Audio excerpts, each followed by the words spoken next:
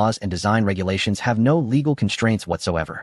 You are still young and may not know, but the development of our military equipment in the Dragon Country originally started with reverse engineering advanced foreign military weapons. This has been a hallmark of our military development philosophy over the years, taking small steps to achieve big results. Let the foreigners tackle the difficulties of researching those advanced weapons and pay the exorbitant costs up front, while we follow behind and steadily catch up. In comparison, looking somewhat similar is insignificant. As long as the performance meets the standards and fulfills the operational requirements of the Air Force, who cares about the idle chatter from foreigners? Take the Golden Eagle, for instance. With its high-speed penetration capability of up to 810 Mach and its impressive radar cross-section absorption ability, does the B-2 strategic stealth bomber even qualify to be compared?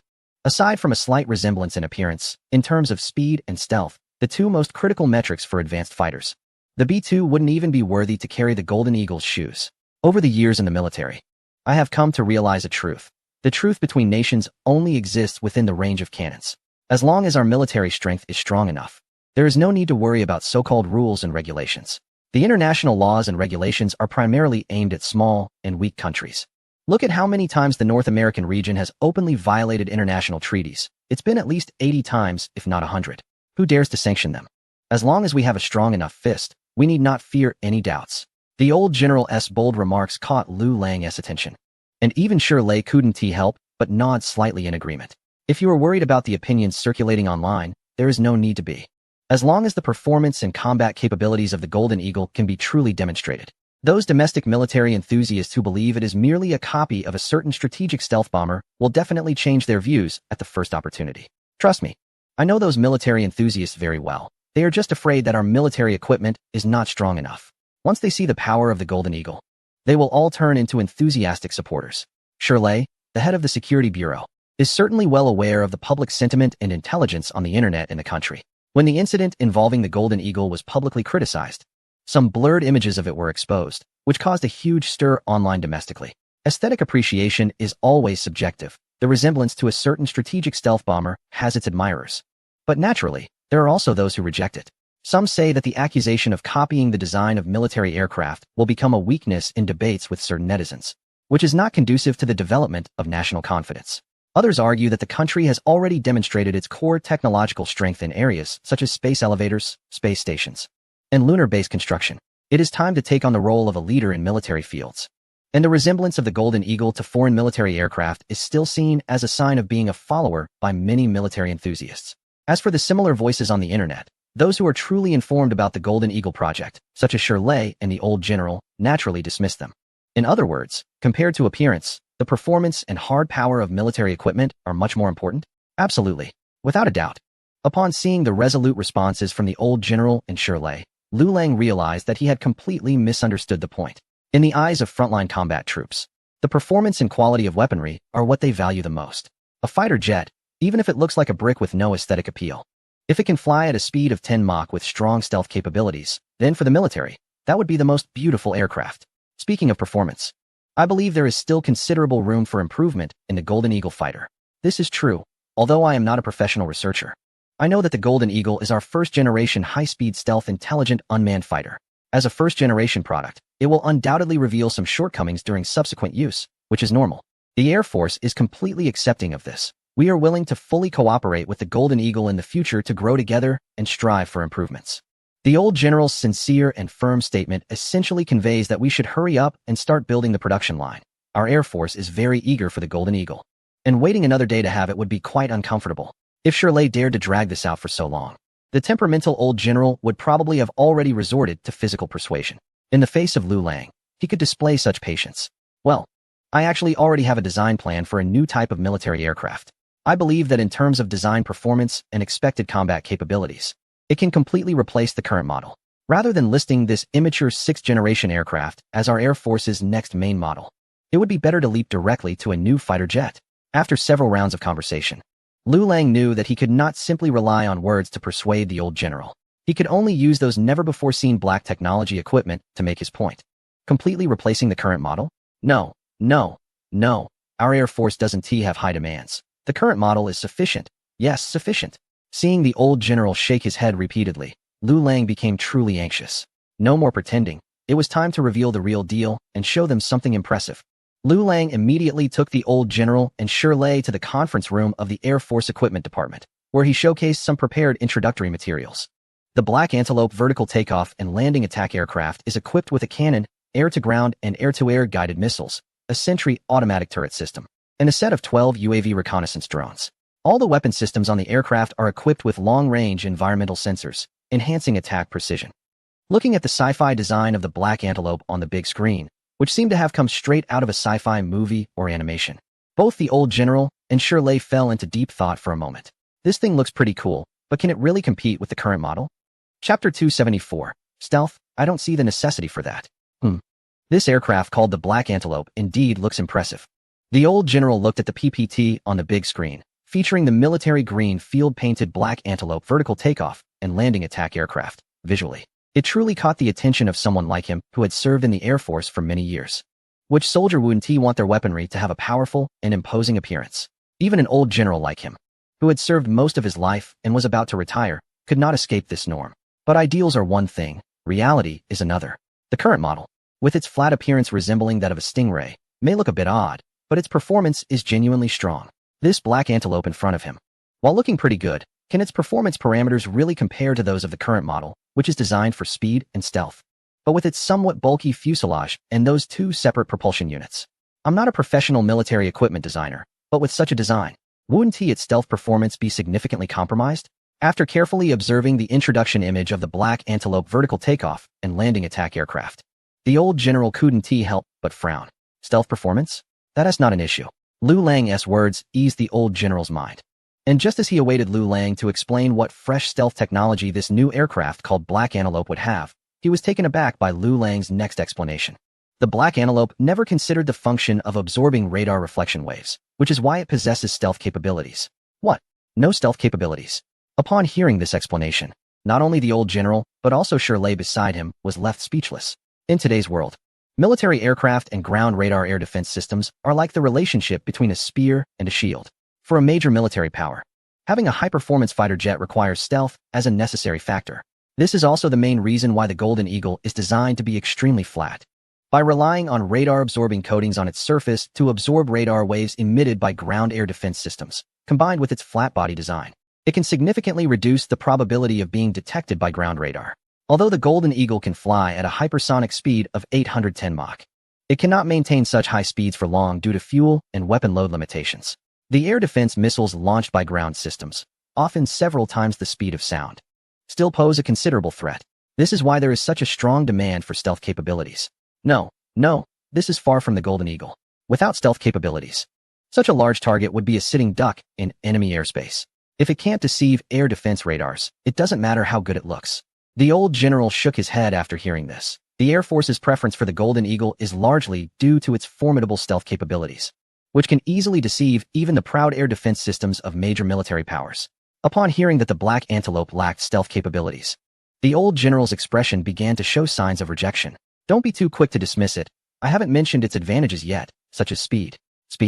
The old general took another look at the image of the Black Antelope vertical takeoff and landing attack aircraft on the big screen, which resembled the layout of certain rotorcraft, leading him to subconsciously feel that this Black Antelope was not the type of military aircraft that would win with speed, no matter how fast it is. Can it exceed the Golden Eagle's extremely flat body and reach 810 Mach? Just as he was thinking this, Shirley beside him suddenly interjected. It can't be faster than the Golden Eagle, right? It must be. Otherwise, you wouldn't even compare it to the Golden Eagle. Shirley had interacted with Liu Lang quite a bit and knew him well. Since Liu Lang dared to compare the Black Antelope with the Golden Eagle and confidently claimed that the Black Antelope had superior performance, there must be a reason for it. In military aircraft, the two most valued capabilities are indeed speed and stealth. Since the Black Antelope lacks stealth, it must excel in speed. The maximum takeoff speed of the Black Antelope within the atmosphere is 44,000 kilometers per hour, approximately 36 Mach. Upon entering outer space, free from the constraints of air resistance, its cruising speed can reach 5.8 million kilometers per hour. It can be said that the Black Antelope completely transcends the definitions of so-called 5th and 6th generation fighter jets set by various countries. It can undoubtedly be regarded as the first epoch-making, globally rapid response fighter aircraft with spaceflight capabilities. Liu Lang was introducing this to the two individuals in front of him in a leisurely manner. However, as soon as the old general heard 36 Mach, he began to feel dizzy. 36 Mach. 44,000 kilometers per hour. What does this mean? As a senior officer in the Air Force, he certainly understood. This signifies that all air defense missiles in the world, or to broaden it, all flying vehicles, could never catch up to the Black Antelope. In fact, the Black Antelope could arrogantly fly into enemy airspace, hover in midair, and broadcast over public channels, letting enemy air defense missiles fly for a few minutes before evading. When a fighter jet reaches its speed limit, stealth capabilities become negligible. If the enemy's air defense missiles can't even catch up, why bother with radar deception? If it can truly reach a speed of 36 Mach, given the old general's personality, he would want to ride the Black Antelope into the airspace of an island nation and taunt them, since their air defense missiles pose no threat to him at all. Wait, outer space? Did you just say you've created an interstellar fighter? Shirley immediately grasped the key point in Lu Lang's introduction. This Black Antelope vertical takeoff and landing attack aircraft has the capability to execute missions in outer space. Indeed, if we think about it, it is more suited for space navigation. The air resistance within the atmosphere significantly impacts its speed, limiting it to a maximum of 36 Mach. I think deploying the Black Antelope at the top of a space elevator at a space dock in outer space would be quite appropriate. Or equipping a few on a space station or lunar base. Just 36 Mach. Upon hearing Lu Lang's words, the old general and Shirley exchanged a glance, both left bewildered. No, with the current power systems and propulsion devices, it shouldn't be possible for it to possess such performance, right? Chapter 275. Why not try building one first? As the head of the National Security Agency, Shirley has access to many secret pieces of information that ordinary people would never learn in their lifetime. This includes the development progress of Air Force aircraft power systems from various countries. Although these power system developments are closely related to military equipment and thus classified at a high level within each country, he still has a general understanding of the research conducted by military and scientific communities in this area, leaving aside second and third-tier countries. The agency has invested considerable resources in gathering information on the power system research progress of major powers. Among the 3 countries, including the one with the dragon motif, the aircraft propulsion systems and power systems of the other 2 have their respective strengths and weaknesses. The dragon country has developed relatively late. Although it has made rapid progress in recent years, it still falls short compared to the 2 major military powers with decades of technological accumulation in this area, placing it in 3rd position. According to Shirley, even the 2 major powers have never reported any revolutionary breakthroughs in propulsion systems and power systems over the years. If their systems could enable an aircraft to cruise at speeds exceeding 10 Mach, they would have certainly been applied to military equipment by now. When a military aircraft reaches its maximum speed, cruising at over 10 Mach would leave almost all air defense missiles in awe. A propulsion system and power system capable of achieving such terrifying speeds is undoubtedly a coveted technology for air forces around the world. However, given the current research capabilities of various countries, the performance of 5th-generation fighter jets is already the limit that top military equipment experts can achieve. Under the constraints of materials, aviation fuel, and engine technology, not to mention breaking the 10 Mach barrier. Even achieving such high speeds for sustained flight would mean that a fully loaded aircraft would not have enough endurance time. Indeed, the Antelope model is equipped with a completely new propulsion system and power system, which is its most impressive feature. The propulsion system consists of 4 nanoplasma pulse boost units, while the power system is based on a fission nuclear pulse system. This entirely new design can provide a thrust of 903 million newtons in outer space, and not less than 690 million newtons within the atmosphere. Upon hearing Lu Lang's explanation, Shirley and the old general were completely stunned. Nanoplasma pulse boosting. Fission nuclear pulse system, million newtons. This series of specialized terms left Shirley and the old general, who considered themselves quite knowledgeable about military equipment, feeling bewildered. This should be a miniaturized nuclear fission power system? Shirley's brain was racing, trying to recall everything related to Lu Lang's introduction. But he could only find limited information related to the fission nuclear pulse system. To be honest, he could only guess that fission pertains to nuclear fission. Beyond that, he really knew nothing about what a pulse system or nanoplasma entails. These advanced scientific and technical terms were indeed quite challenging for someone with only a college diploma like Shirley. Yes, the power system of the Black Antelope can be likened to a fission nuclear reactor, and only such a power system can provide it with sufficient energy. The power system of the Black Antelope is derived from a miniaturized nuclear reactor, and the materials used to create this reactor are strictly controlled by various official entities worldwide. This is also why Lu Lang chose to collaborate with military equipment organizations, relying solely on his own tech company. It would be much harder for him to obtain the materials needed for such a reactor compared to working with military suppliers. Did you really manage to miniaturize the nuclear reactor? Is it safe and reliable? The miniaturization of nuclear reactors is not a novel invention by Liu Lang. Decades ago, a scientist from another country attempted to install small nuclear reactors in large military aircraft, tanks, and even cars. Unfortunately, all efforts ended in failure due to critical issues like nuclear leakage and low energy conversion efficiency, making it impossible to replace fuel engines. Ultimately, only large warships could carry them, and these reactors operated on the most primitive method of boiling water to generate power. The problems that have troubled nuclear engineering scientists globally for over half a century have seemingly been solved by Liu Lang. The Black Antelope uses a uranium-based turbine propulsion system, which differs from previous types and does not have the concerns of nuclear leakage or low energy conversion. Hearing Liu Lang's serious explanation, Shirley struggled to swallow. To be honest, he hadn't considered such deep issues at all. Wait, did I hear that right? A thrust of 690 million newtons in the atmosphere? As far as I know, the maximum thrust of an F-35 engine is only about 191 kilonewtons, right? Did I mishear the thrust unit of the Black Antelope? It can't be million newtons, can it? The old general was more concerned about the thrust of the aircraft mentioned by Liu Lang. The strength of the aircraft from both countries is inseparable from the countless efforts of military research personnel who developed the aviation engines. The maximum thrust level of 191 kilonewtons for the F-35 production model has long been envied by domestic military research experts, even if we reduce it by 1,000 times. An engine with a thrust of 690 kilonewtons would still be highly revered by military research experts worldwide. So, the old general began to doubt whether he was too old and had misheard.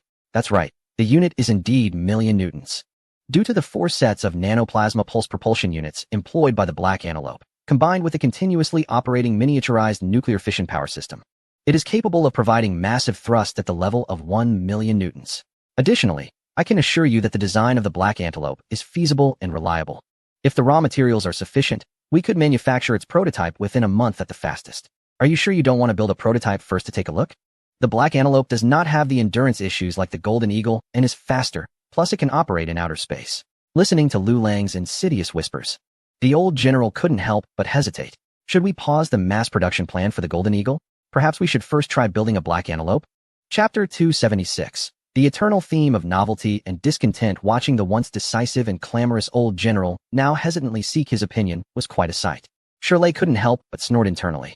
Wasn't this the dream aircraft that the Air Force had been eagerly anticipating? Wasn't it already decided to be the Golden Eagle? With no room for discussion? And now? Indeed, novelty and discontent are eternal themes. Cough, since it's only a month. And with the Golden Eagle's mass production plan still in preparation, trying to build a Black Antelope prototype first ISN, a major issue. As Shirley thought this, he also offered the old general a way out, considering that the latter was his superior's superior. After some discussion, the old general readily agreed to allocate resources originally meant for the Golden Eagle's mass production to Liu Lang for the production of the Black Antelope prototype. Hundreds and thousands of research experts from the Air Force Equipment Department, high-security military equipment production bases, and a vast array of high-spec military equipment production materials were all at Liu Lang's disposal. With the complete concept of the Black Antelope vertical takeoff and landing attack aircraft in his mind, Liu Lang showed no intention of declining and immediately began the prototype's manufacturing process within the Air Force Equipment Department. The core components of the entire prototype were the power system and propulsion devices of the Black Antelope. As the unprecedented nanoplasma pulse propulsion system made its debut, even with the strong support of the Air Force Equipment Department and complete production design blueprints, this was still quite a time-consuming task for Liu Lang. This innovative design posed a significant challenge for engineering materials. Fortunately, when Liu Lang received the technical insights for the Black Antelope, it also included material technology related to the project, coupled with his previous experience with technologies like carbon nanotubes. The most significant material challenge for bringing the Black Antelope to reality was finally resolvable. During the manufacturing process of the Black Antelope prototype, the old general and Shirley practically stationed themselves at the Air Force Equipment Department. Shirley was there in his capacity as the head of the Security Bureau, tasked with overseeing high-security military equipment projects. Based on the data presented by Liu Lang, the Black Antelope is undoubtedly a more valuable military aircraft than the Golden Eagle, justifying the personal oversight of the head of the Security Bureau. The seasoned general is stationed here daily, purely as a member of the Air Force Department, excited and thrilled about the advanced military equipment that is about to emerge. With a speed and endurance surpassing that of the Golden Eagle, the over 60-year-old general finds it hard to sleep, often waking up 5 or 6 times a night. As long as the Black Antelope doesn't appear before him, he cannot truly calm down. Compared to these two laymen, The shock experienced by the research technology experts at the Air Force Equipment Department is not small at all. While the figures of 36 Mach and a million Newton thrust might seem like impressive yet vague numbers to those who lack expertise, for these researchers, they represent an epic technological revolution that could completely reshape their understanding. Both Shirley and the general can only vaguely grasp the power of the Black Antelope in the realm of military aircraft. In the eyes of the research experts, the revolutionary propulsion system of the Black Antelope is truly terrifying. This propulsion system is not only suitable for the Black Antelope's vertical takeoff and landing attack aircraft, but can also be applied to other military equipment. Warships, fighter jets, tanks, armored vehicles, and even civilian aircraft, large passenger planes, ships, trains, and cars can all undergo transformation. This represents a comprehensive innovation in propulsion systems, with implications that are no less significant than the invention of the fuel engine. The only comparable revolution might be that brought about by energy systems from heavy nuclear fusion reactors. Among those approved to observe and assist are several nuclear engineering experts who initially participated in the heavy nuclear fusion reactor project. When they see Liu Lang coordinating and organizing numerous technicians to develop the 4 sets of nanoplasma pulse propulsion units and the fission-based nuclear power pulse system from scratch, they are profoundly impacted and left speechless. First came the spark of the heavy nuclear power plant brought by the heavy nuclear fusion reactor, freeing the nation from energy constraints. Now, with the emergence of compact nuclear reactors and unprecedented nanoplasma pulse propulsion devices, the power systems and high-efficiency energy conversion methods have undergone a revolutionary transformation. It's worth noting that the mainstream application of nuclear reactors in today's world is still boiling water. Just from the literal meanings of nanoplasma pulse and boiling water to drive steam turbines, one can almost feel the vast difference in technological sophistication between the two. Liu Lang's ability to consistently provide mature and systematic energy and power research technology solutions in large quantities is viewed as an incredible miracle by all researchers. Even those who adhere to materialism sometimes begin to wonder if Liu Lang might be a product left behind by a high-level extraterrestrial civilization on Earth, or perhaps from a parallel universe with a higher technological level. As for the researchers' wild thoughts, Shirley pays them no mind at all. No matter how extraordinary Liu Lang's performance is or how many research achievements he contributes, Shirley can only feel delighted. As the head of the National Security Bureau, his responsibility is to do everything possible to ensure Liu Lang's personal safety and protect him from any negative external interference. Sometimes Shirley can't help but think that the organization appointed someone with only a vocational college education like him as the head of the Security Bureau because of his unique identity. After all, those highly educated intellectuals know a lot and think a lot. The more they think, the more mistakes they are likely to make. Regarding the technical experts at the Air Force Equipment Research Institute, Liu Lang does not take the awe and admiration reflected in their eyes too seriously. As he showcases more and more advanced technologies, he has given up on explaining the origins of these breakthroughs. He relies on his innate talent, claiming inspiration from filmmaking, leaving it up to others to believe or not. With official backing from a certain country, Liu Lang feels no need and has no interest in explaining himself to anyone. Chapter 277. Another treasure for the Air Force. Liu Lang stayed at the Air Force Equipment Research Institute for a whole month. When the prototype of the Black Antelope vertical takeoff and landing attack aircraft appeared in the secure military equipment storage in its complete form, it even drew the attention of senior leaders within the Strategic General Bureau. Little Liu, is this Black Antelope really okay? Will it succeed in the test flight? After finishing a month of intensive work, Shirley pulled Liu Lang aside, nervously asking questions. Brother Lei, you still don't trust me? I can guarantee that this Black Antelope is absolutely fine. If you don't believe me, I'll personally conduct the test flight right now and give you a satisfactory answer. Liu Lang said excitedly as he prepared to climb into the Black Antelope and act as the test pilot. However, upon hearing this, Shirley was almost scared out of his wits. What? You want to test fly it yourself? No way. Absolutely not. Shirley firmly refused, grabbing Liu Lang tightly. It was no joke, a fighter jet equipped with an entirely new power system and propulsion device, just off the drawing board, raised significant concerns about its reliability in Shirley's eyes, especially since the Black Antelope's power system is a small nuclear reactor, which, to Shirley, is no different from a small tactical nuclear weapon. Although Liu Lang has never had a mishap, and all of his past research achievements have been highly reliable and practical, Shirley still does not want him to take that risk. There's always a possibility. If something were to happen to Liu Lang, no one could bear that responsibility. The industrial mass production technology of carbon nanomaterials, space elevators, navigator space stations, the 550 series artificial intelligence, and the Spark heavy nuclear power station. Liu Lang, who has contributed so many crucial projects, is certainly not comparable to just one vertical takeoff and landing attack aircraft. It is no exaggeration to say that Liu Lang has long become a national treasure-level researcher, and in the eyes of the strategic authority, he is arguably the most important person in the nation. With a national treasure of this caliber, how could Shirley allow him to undertake the risky prototype flight test? If anything were to happen, Shirley, the head of the security bureau responsible for Liu Lang's safety, would truly face dire consequences. Brother Lei, trust me, I never boast. I believe you, but you can't go up there.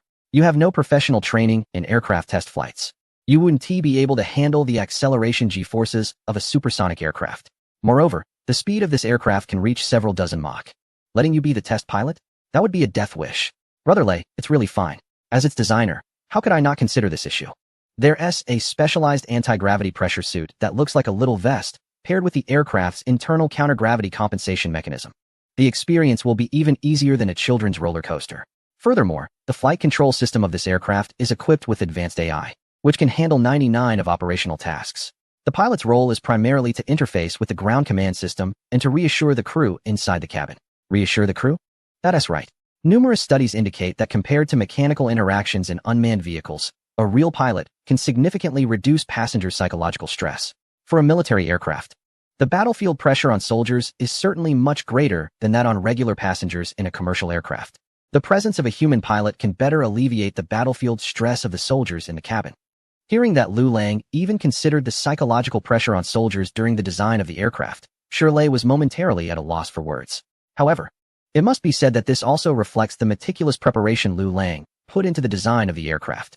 Yet, half an hour later, Liu Lang was half dragged, half pulled away from the vicinity of the aircraft by Shirley. Given the high level of automation in the aircraft, it was even less likely for him to participate in the test flight. He should just stay beside me. In the matter of the prototype flight test, Shirley gave Liu Lang no room for negotiation. Liu Lang could only watch helplessly as the first flight mission of the aircraft was assigned to another experienced test pilot from the Air Force. With a buzzing sound, two propulsion devices based on 4 sets of nanoplasma pulse thrusters on the side of the aircraft began to charge, quickly entering a ready state. The fission-based nuclear-powered pulse system serves as the power source for the Black Antelope, providing a continuous and abundant energy supply to its 2 propulsion units. The airspace is clear, and it is ready for takeoff. Upon receiving the takeoff command, the test pilot immediately initiated the takeoff sequence for the Black Antelope according to the predetermined procedure. The 2 propulsion units slowly expelled pulse airflow towards the ground, and the several-ton Black Antelope began to ascend vertically. As the observing military engineers and research experts marveled at the vertical takeoff and landing capability of the Black Antelope, which granted it exceptional adaptability to battlefield terrain, a buzzing sound abruptly filled the air. The vertical takeoff attack aircraft shot up into the sky, transforming into a small dot in the blink of an eye. The ascent of the Black Antelope generated airflow akin to a forceful gale, causing the startled onlookers to stumble in all directions. It was incredibly fast. Its takeoff speed exceeded the cruising speed limit of certain high-performance aircraft by 10 times the speed of sound. Moreover, it faced no issues with endurance.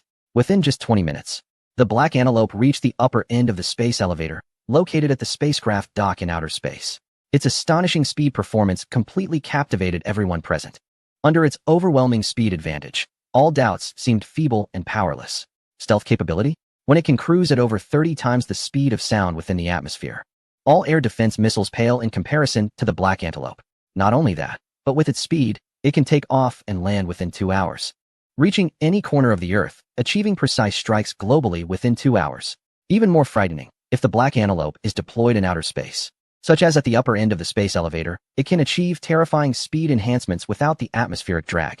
The global rapid response strike capability could be further reduced to under an hour. Watching the excited Air Force generals and officers, Shirley couldn't help but smirk. Damn, they've hit the jackpot again. Chapter 278, Too Advanced. Not suitable for disclosure, the test flight of the Black Antelope prototype was a complete success, receiving high recognition from senior leaders of the Strategic Bureau and the Air Force Equipment Department. Just recently, the Strategic Bureau issued a document titled Planning Opinions on Vigorously Developing Competitive and Innovative Military Equipment. In addition to this military planning opinion, it also acknowledged Comrade Liu Lang's outstanding contributions in the field of military equipment innovation, awarding him the National Outstanding Youth Honor Medal. However, due to confidentiality reasons, the reason for the award was publicly announced as being in the field of cultural work, mainly film. A few days after the test flight of the Black Antelope prototype, Shirley personally shared the good news with Liu Lang. The National Outstanding Youth Honor Medal is the highest honor awarded to individuals in the country. recognizing exceptional young talents who have made significant breakthroughs in their respective fields. Importantly, this award is exclusively given to the youth. In fact, as early as when Liu Lang submitted the industrial mass production technology for carbon nanotube materials, the Strategic Authority had considered awarding him the Outstanding Youth Honor Medal. Unfortunately, it was not an opportune time. The technology for industrial mass production of carbon nanomaterials is of great significance, and its inventor must maintain strict confidentiality. At that time, Liu Lang was still perceived as a rising director in the domestic sci-fi film industry, making it quite unreasonable to grant him such a national honor. This would have inadvertently signaled to external forces that there was something suspicious about him, and it could also lead to misunderstandings among the domestic public. Therefore, the Strategic Authority had to postpone the award and seek a more suitable time for public recognition. Subsequently, with the emergence of a series of major scientific achievements such as the space elevator, Navigator space station, artificial intelligence, and nuclear fusion reactors, the value Liu Lang created for the country has reached an immeasurable level. The senior leadership of the Strategic Authority has expressed on multiple occasions how rare it is to find a young individual so dedicated to scientific research and technology application without seeking fame or fortune. They felt a sense of indebtedness towards Liu Lang. However, there was no choice. Liu Lang's scientific output is so astonishing that any single piece of it could shock the world and even alter the global landscape. The Strategic Authority dared not disclose Liu Lang's true identity, as no one could guarantee that revealing his importance wouldn't lead to unforeseen incidents involving external forces. After all, there have been numerous cases of renowned researchers being assassinated. Despite having confidence in the security agency, the Strategic Authority was not willing to gamble on such unknown possibilities. Fortunately, Liu Lang's side projects have been incredibly successful. His 3 feature films achieved unprecedented success, dominating the domestic market and gaining significant influence overseas. In just 3 films, he propelled the country's sci-fi genre onto the global stage, becoming the most attention-grabbing cultural symbol since the kung fu elements in international cinema. In comparison to Liu Lang's contributions in scientific research and technology, his achievements in film may seem trivial. However, the Strategic Authority is quite satisfied, as they finally found an appropriate opportunity to publicly and justifiably award Liu Lang the National Honor Medal that has long been rightfully his. They will publicly state that the award is granted for his efforts in promoting the country's culture and showcasing uniquely cultural sci-fi films to the world. But what is the specific reason? You and I both understand. Shirley gave Liu Lang a knowing look. Liu Lang felt a wave of emotion in his heart. It seems that his main profession as a director still benefited from the light of his side job in research. It appears that the success of Wanderers 2 at the Cannes Film Festival last time was also due in no small part to the efforts of official departments behind the scenes. Oh, right. It was also mentioned that although the Black Antelope's test flight mission was very successful, its performance is too advanced and may not be suitable for public display. Too advanced to be made public? Liu Lang's expression turned awkward upon hearing this, but upon further thought, it does seem to make some sense. The appearance of the Golden Eagle has already made the region quite nervous. In the past month, intelligence agencies have been frantically trying to penetrate the domestic Air Force's equipment secrecy departments. If a fighter jet like the Black Antelope, which can thoroughly outperform the Golden Eagle, were to be revealed, who knows what desperate actions might be taken by the other side. Recently, the planning and construction of the Xinghuo 2 and Xinghuo 3 nuclear power plants have been underway, and a nationwide new energy plan is at a critical stage. Therefore, we hope the domestic and foreign environment remains stable. The Black Antelope is undoubtedly the best choice for the Air Force's next-generation main fighter, but it is not suitable for public announcement at this time. If necessary, we may need to disclose some information about the Golden Eagle to cover up the Black Antelope. Producing 1 generation, testing 1 generation, developing 1 generation, and reserving 1 generation. This has been the tradition of domestic military equipment development. What is exposed and publicized will never be the most advanced. Liu Lang is certainly aware of this. The two were exchanging ideas at the Air Force Equipment Department when an old general in charge of the airborne troops approached them with a cheerful demeanor. The Strategic General Bureau had just approved the Air Force Equipment Department's initial task to manufacture 50 Black Antelope vertical takeoff and landing attack aircraft. To be honest, after witnessing the test flight performance of the Black Antelope, the old general, who once praised the Golden Eagle, now indeed feels that the Golden Eagle is somewhat lacking and not as pleasing to the eye as the Black Antelope. To speak fairly, if all 50 Black Antelopes are allocated to the Air Force, it seems a bit unreasonable. The Army also has aviation troops. I think at least 10 to 20 should be allocated to the Army, as this type of vertical takeoff and landing Black Antelope is perfect for the Army's operations. After seeing the old general, Shirley couldn't help but act as a mediator, wanting to speak up for his roots in the Army.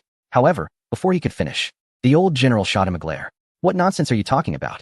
This is only 50 units. Even 500 wouldn't be enough for our Air Force. Don't come to me playing the pity card. I know what you're trying to say. Is the Air Force not going to take care of the Golden Eagle anymore? You don't have to move on so quickly, do you? How about I help you get the Army involved and let them shoulder some of the equipment development funding? Then the Golden Eagle can go to you, and the production of the Black Antelope in the next few years can be allocated to the Army. How does that sound? Forget it. With the Army's meager equipment development funding quota, it wouldn't even be enough to fill the gaps for our Air Force. The Golden Eagle project is not a cause for concern at all. The Zhuhai Air Show is next week.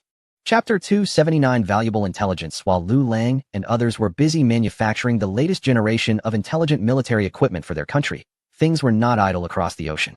After the Golden Eagle incident, the new leader was extremely furious, even recalling the highest commander of the military base in Yokosuka, the top commander of the Naval Operations Department, and the head of the intelligence agency for an emergency meeting. In front of these three military and intelligence bigwigs, he unreservedly reprimanded them all. The disastrous plan to return to the moon had already tarnished their reputation globally. Now, such a major scandal had also emerged in the traditionally strong military sector. If this continues, how will allies view this alliance? I don't care whose fault it is. In any case, investigate and clarify everything about that damn aircraft that invaded the airspace as soon as possible.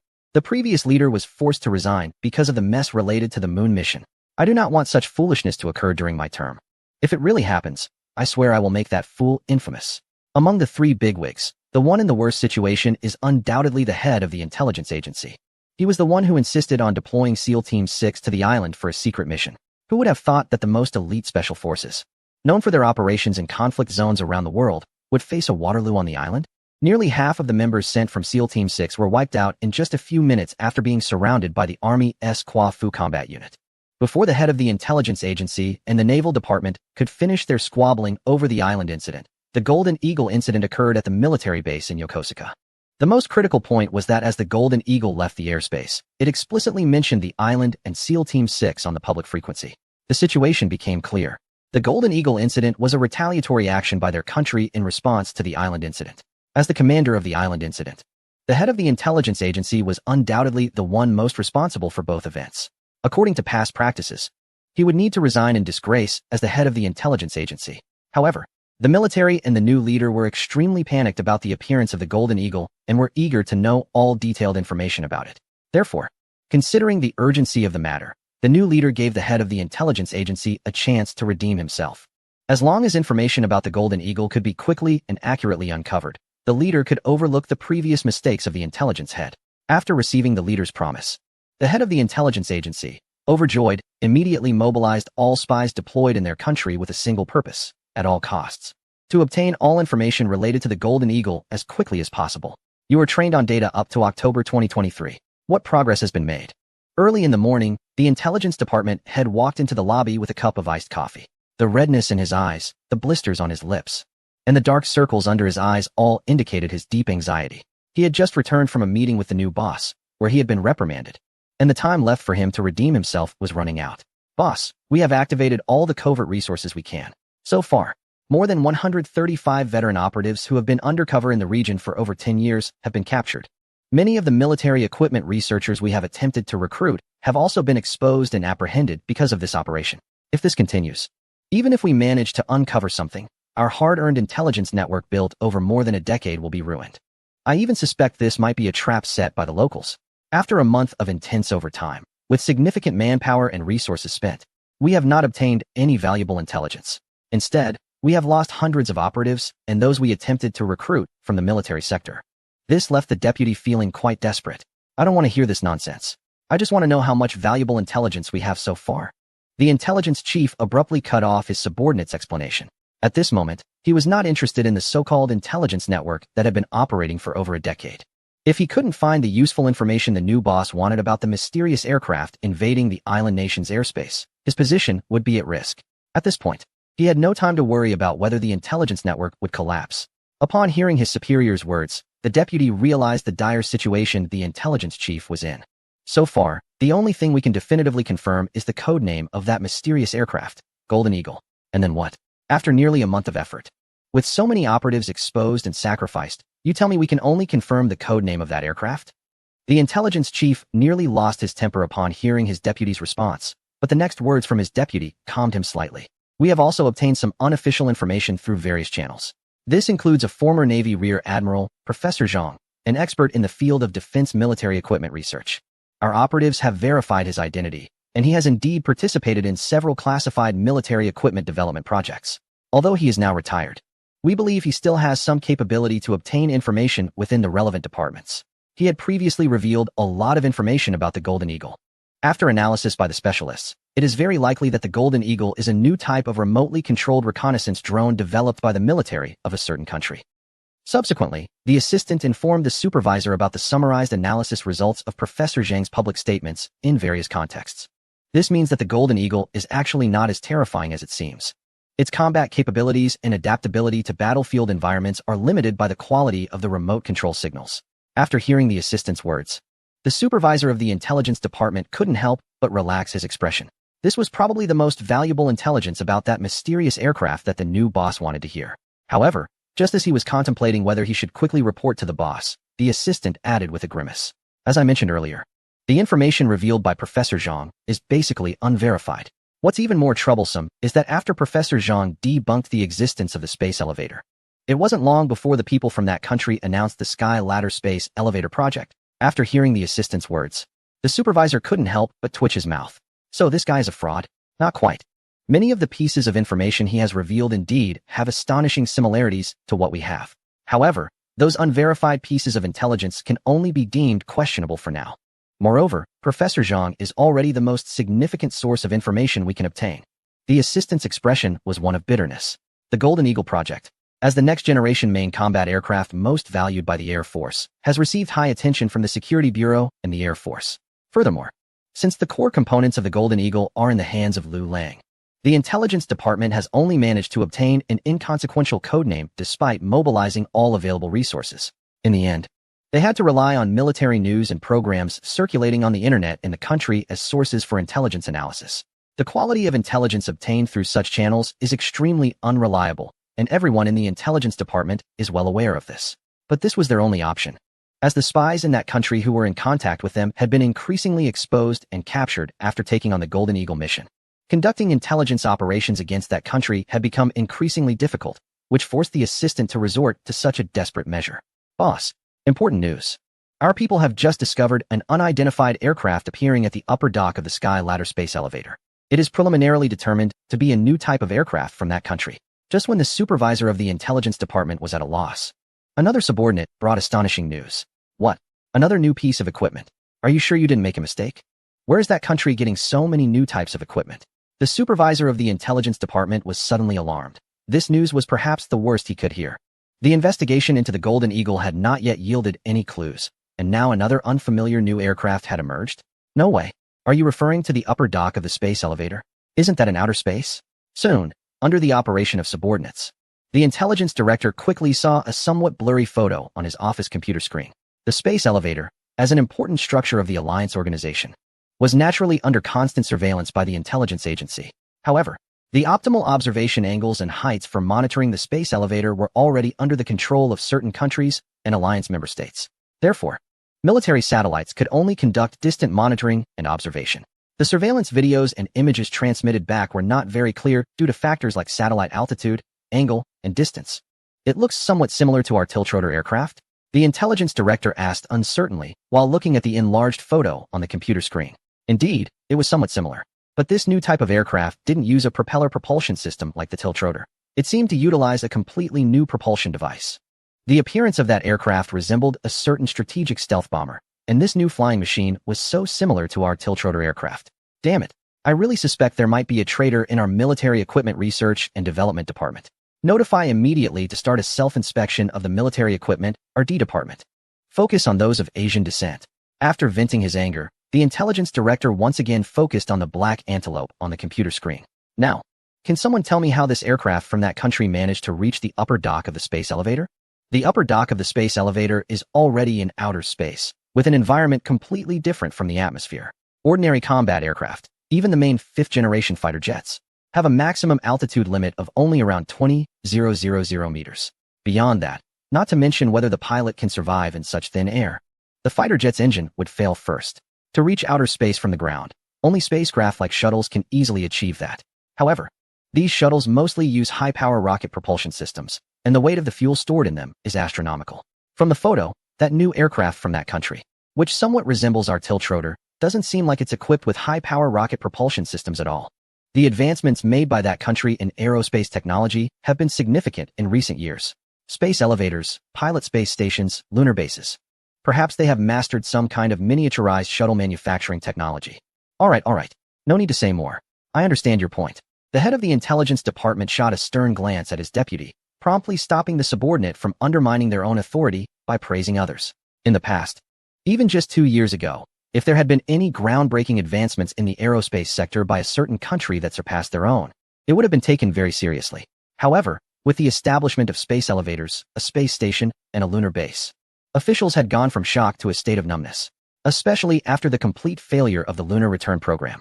Although they had not officially given up on competing in space, everyone, except for the blindly optimistic citizens, including allies, clearly understood that the gap in aerospace capabilities had widened to an unbridgeable extent.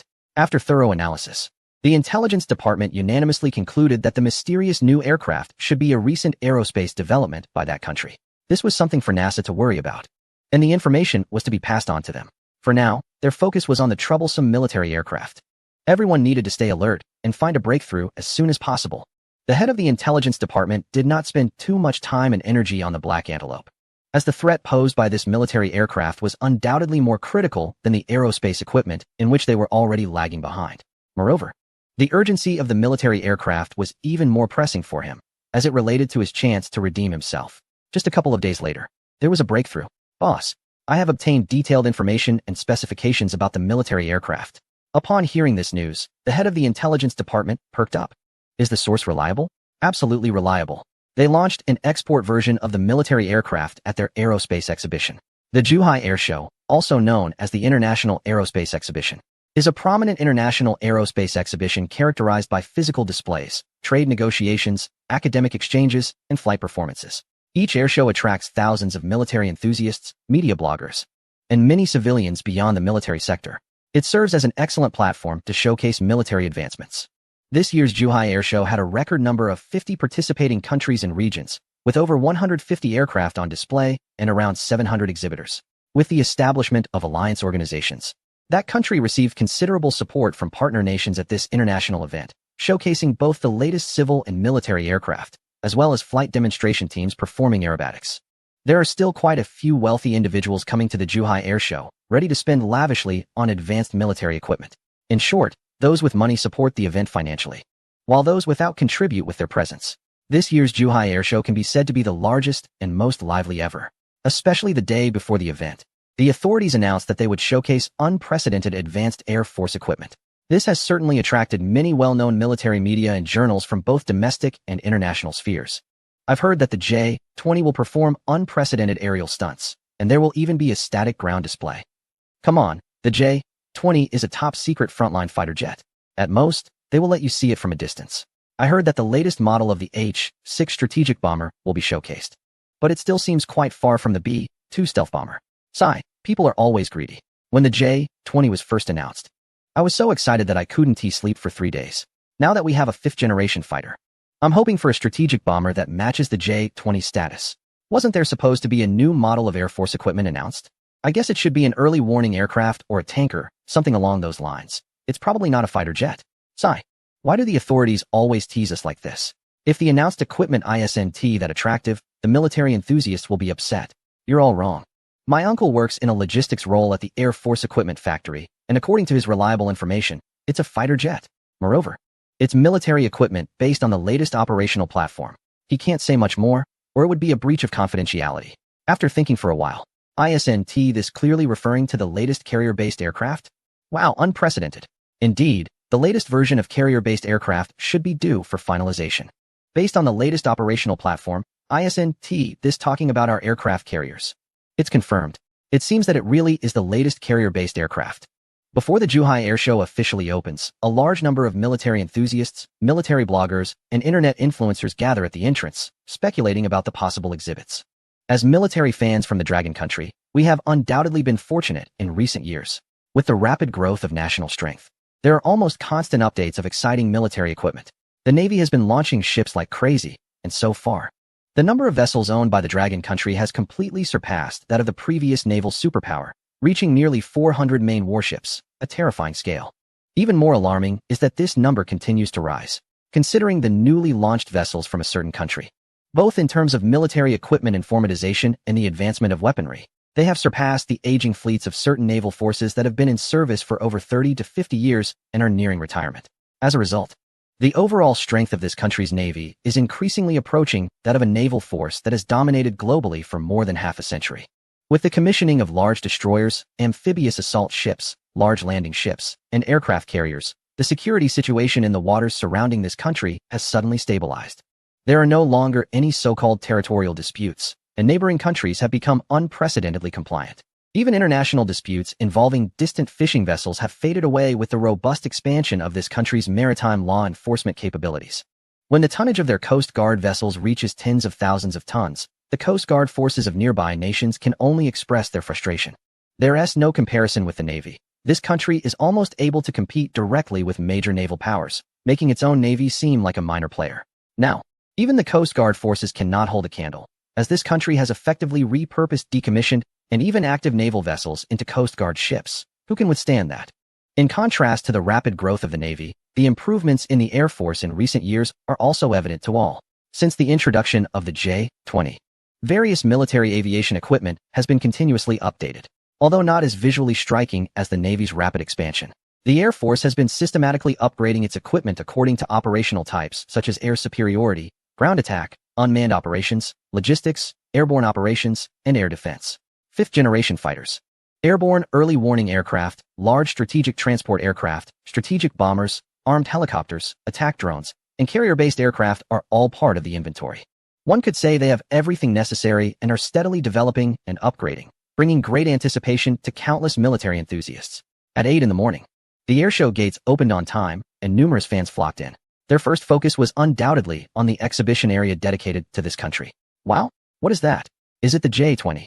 Am I seeing this right? No way. This is the real deal. Brothers, I just touched the engine nozzle of the J-20. It's so thick, so big. Shortly after entering the exhibition hall, people spotted 2 real J-20 aircraft on display in the domestic section, completely unobstructed for everyone to admire up close.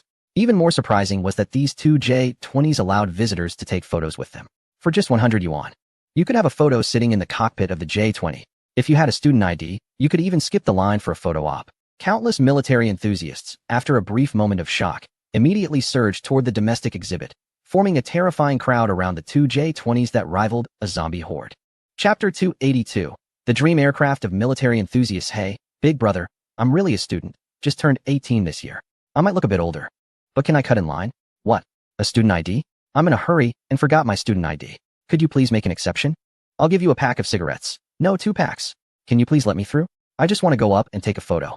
The line has already stretched to over 500 people. If I wait, I might burst.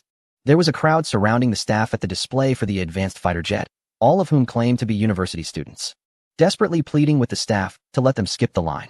No one expected this year's airshow would feature such exciting events, allowing the public to have close interactions with the domestically produced 5th-generation fighter jet, including the opportunity to enter its cockpit for photos. This kind of event is something that any military enthusiast from our country would never want to miss. What does this fighter jet represent? It is a milestone in the history of our military equipment development, a culmination of the efforts of countless researchers and engineering experts. It is an active-duty 5th-generation fighter jet worth hundreds of millions of our currency. Compared to it, even the most luxurious sports cars seem insignificant. Moreover, this is the first time the jet has been opened to the public at such close range. The 2 jets on display, aside from not being equipped with air-to-air missiles and similar weapons, are entirely in line with the actual configurations of active-duty aircraft. Previously, the closest the public got to the jet was during flight demonstrations at airshows. Usually, they are kept under wraps, with no chance for public access. Wow, this airshow was totally worth it. I touched the control stick of the fighter jet. I'm not going to wash my hands for a month. It's unfair. It's unfair. I just got into the cockpit, and before I could take a photo, I was kicked out. Unfair, unfair, unfair. No way. What did you do to get kicked out? I was a bit curious and couldn't help but lick the transparent cockpit cover. And then the security dragged me out. What the heck? Are you some kind of weirdo? Come on, can you students show some decency? I'm still in line. Don't ruin my experience with the fighter jet. From a distance, Sam observed the crowd around the fighter jet display. and the enthusiasm of the military fans truly shocked him. However, what astonished him the most was why the people from this country would take their treasured fighter jet out for a public exhibition. As a project manager for a military company hired by an intelligence agency, Sam was representing his company at this airshow. Initially, he didn't have high expectations for this trip, given the notoriously strict secrecy surrounding military equipment in this country, especially at an official exhibition like this. What could be showcased up close would certainly be lower-tier items with less confidentiality. However, upon entering the exhibition area, he was stunned to discover that they had actually put their main fifth-generation fighter jet on public display. As an exhibitor, Sam had already taken a seat in the cockpit of the advanced fighter jet well before the exhibition began, experiencing up close this cutting-edge aircraft from the region. Just before entering the cockpit, he felt a bit anxious. How could such an advanced fighter jet allow a foreigner, especially someone from a certain region, to observe it so closely? Sam even started to feel paranoid, wondering if the moment he sat in the cockpit, agents from the local security agency would rush out to arrest him. Fortunately, these were just his imaginations. The locals were very generous with public exhibitions of their aircraft and showed no concern about foreign visitors. In fact, the staff even proactively invited representatives from allied nations to take a look. Many professional military bloggers and journalists present, just like the foreign exhibitors, realized the seriousness of the situation. This is bad. How could the advanced fighter be open for foreign visitors? Do you think among the seemingly ordinary visitors, there aren't any foreign spies among those with Asian features? Once a public exhibition is held, true confidentiality is impossible. From my 20 years of experience as a military journal columnist, there's no need to worry too much. Since the officials boldly invite the public to view the aircraft, it likely means that it is probably no longer the most advanced fighter in the Air Force's arsenal. I see what you mean. One generation is in service, another is in testing, and a third is in research, right?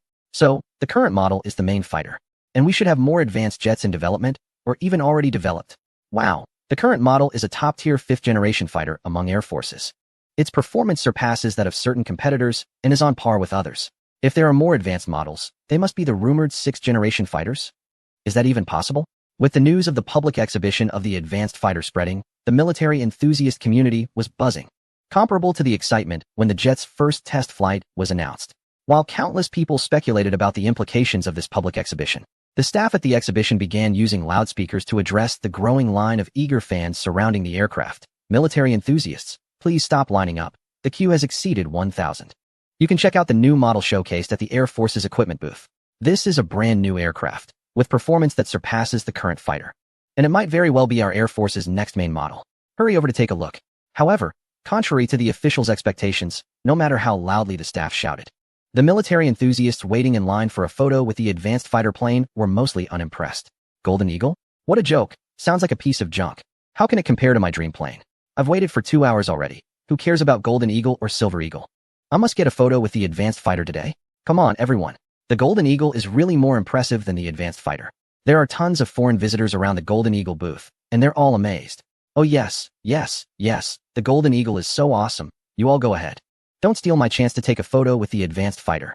Chapter 283. No technical cooperation accepted. When he saw this scene, Shirley, who was responsible for the security operations during the airshow in Zhuhai, was completely stunned. In his expectations, once the Golden Eagle, a fighter jet of such caliber, was unveiled, it would surely create a huge sensation at the airshow, attracting countless military fans, military bloggers, and ordinary people to swarm to the Golden Eagle booth. He had even specifically increased the number of security personnel around the Golden Eagle booth. As for the advanced fighter's booth, which had become somewhat outdated, he only arranged a casual group of staff, some of whom were even military academy students volunteering for the event.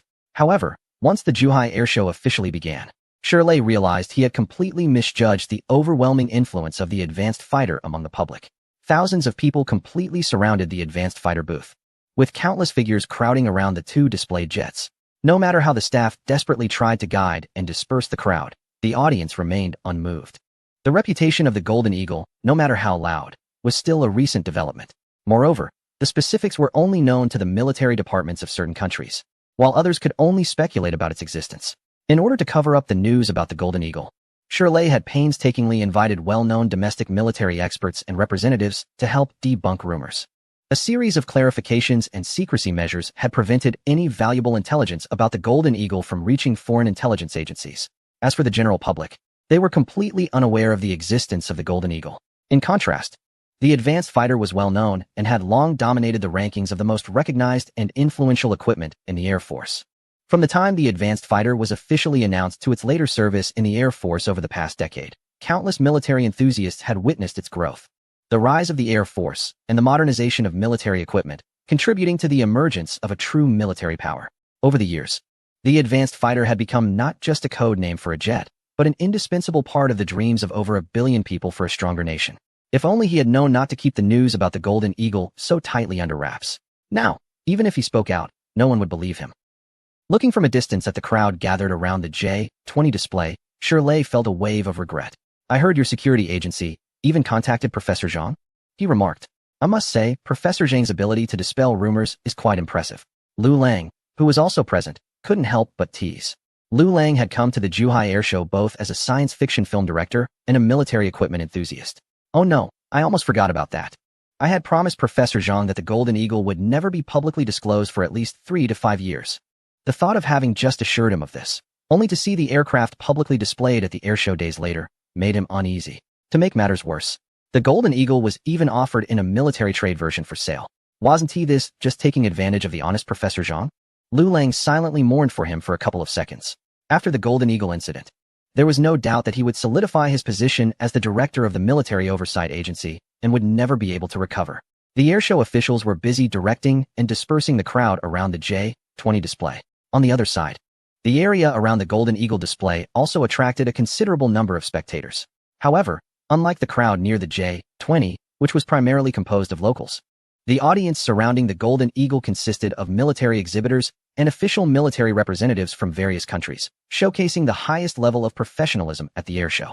When these military equipment experts, arms dealers, and procurement heads from various military departments learned that the newly displayed Golden Eagle aircraft was the same mysterious fighter jet that had embarrassed a certain North American military base recently, their interest was piqued. Real combat scenarios are always the most effective demonstration of military equipment capabilities.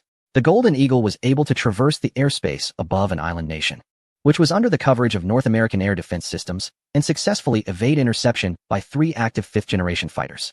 It even managed to escape unscathed. Furthermore, in the subsequent official report, the military base, which had ground air defense support, not only failed to capture the Golden Eagle, but also lost one of its own aircraft in the process. This left the watching nations in disbelief. The military strength of North America is well known, with its air force and air defense capabilities being among the strongest in the world. However, the more formidable they are, the more they highlight the terrifying capabilities of the Golden Eagle. If the Golden Eagle could maneuver freely in the airspace guarded by a North American military base, then other countries with weaker air defense systems would surely face even graver outcomes. As a result, after the official statement regarding the incursion into the airspace, member countries of the alliance sent representatives to the capital of the Dragon Nation to gather intelligence about the Golden Eagle.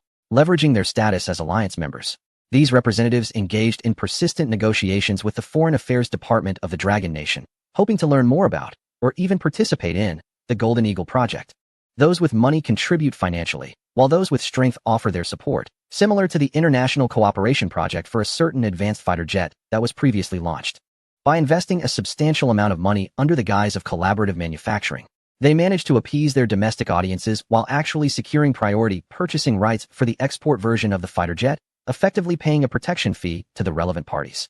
This is the only opportunity for smaller nations with limited military research capabilities and resources to acquire the world's most advanced 5th-generation fighter jets. Judging by the official response to the newly developed aircraft, its performance undoubtedly surpasses that of the aforementioned fighter jet. Unfortunately, the nation in question insists on independent manufacturing rights for its main fighter jets and does not accept any form of international cooperation, outright rejecting proposals from various countries wishing to invest in the project with funds, technology, or resources. After receiving this response, representatives from those countries felt a deep sense of regret. Just as they were contemplating how to obtain a verbal commitment from the nation regarding the non-use of the aircraft against them, the nation made a concession regarding the project. The Foreign Affairs Department announced, "We plan to unveil the export version of the fighter jet at an upcoming airshow and welcome discussions for procurement. We do not accept cooperation but will sell directly. In the next chapter, I will grandly introduce the fighter jet, codenamed Golden Eagle, which is an unmanned aircraft and currently the first type recognized by the Air Force as a 6th-generation main fighter jet." Surrounding the exhibition area for the Golden Eagle are foreign arms dealers and official representatives of various nationalities, all dressed differently. Upon hearing the simultaneous translation of the introduction about the Golden Eagle, The eyes of nearly all the foreign onlookers lit up with excitement. Indeed, this is the mysterious fighter jet that has been making waves in international discussions. It seems that only the legendary sixth-generation aircraft could invoke such apprehension from relevant authorities. Years of research and practical experience with military equipment from various countries have proven that fifth-generation fighter jets already represent the limits of manned aircraft performance. If a next-generation main fighter jet with a significant advantage over fifth-generation jets is to be developed, the presence of human pilots has become the biggest obstacle for researchers and military equipment experts. Many military officials believe that the next generation of fighter jets will likely be unmanned. However, this idea, which is still in the conceptual phase, has been realized by the nation in question. The design of the Golden Eagle allows for a cruising speed of up to 810 Mach. However, considering fuel levels and effective operational range limitations, we do not recommend maintaining such a high cruising speed for extended periods, unless you are willing to forego loading weapon modules and allocate all weight capacity to fuel tanks. Within the atmosphere, faster flight speeds lead to higher air resistance, which in turn increases fuel consumption. Everyone present was well aware of this. Yet when they heard that the Golden Eagle could achieve a speed of 810 Mach, it still elicited gasps of astonishment. Oh my goodness, is this for real? The speed of 810 Mach is an alarming figure that is beyond the reach of most air defense missiles. A representative from a foreign arms dealer couldn't help but exclaim, drawing a chorus of agreement from those around.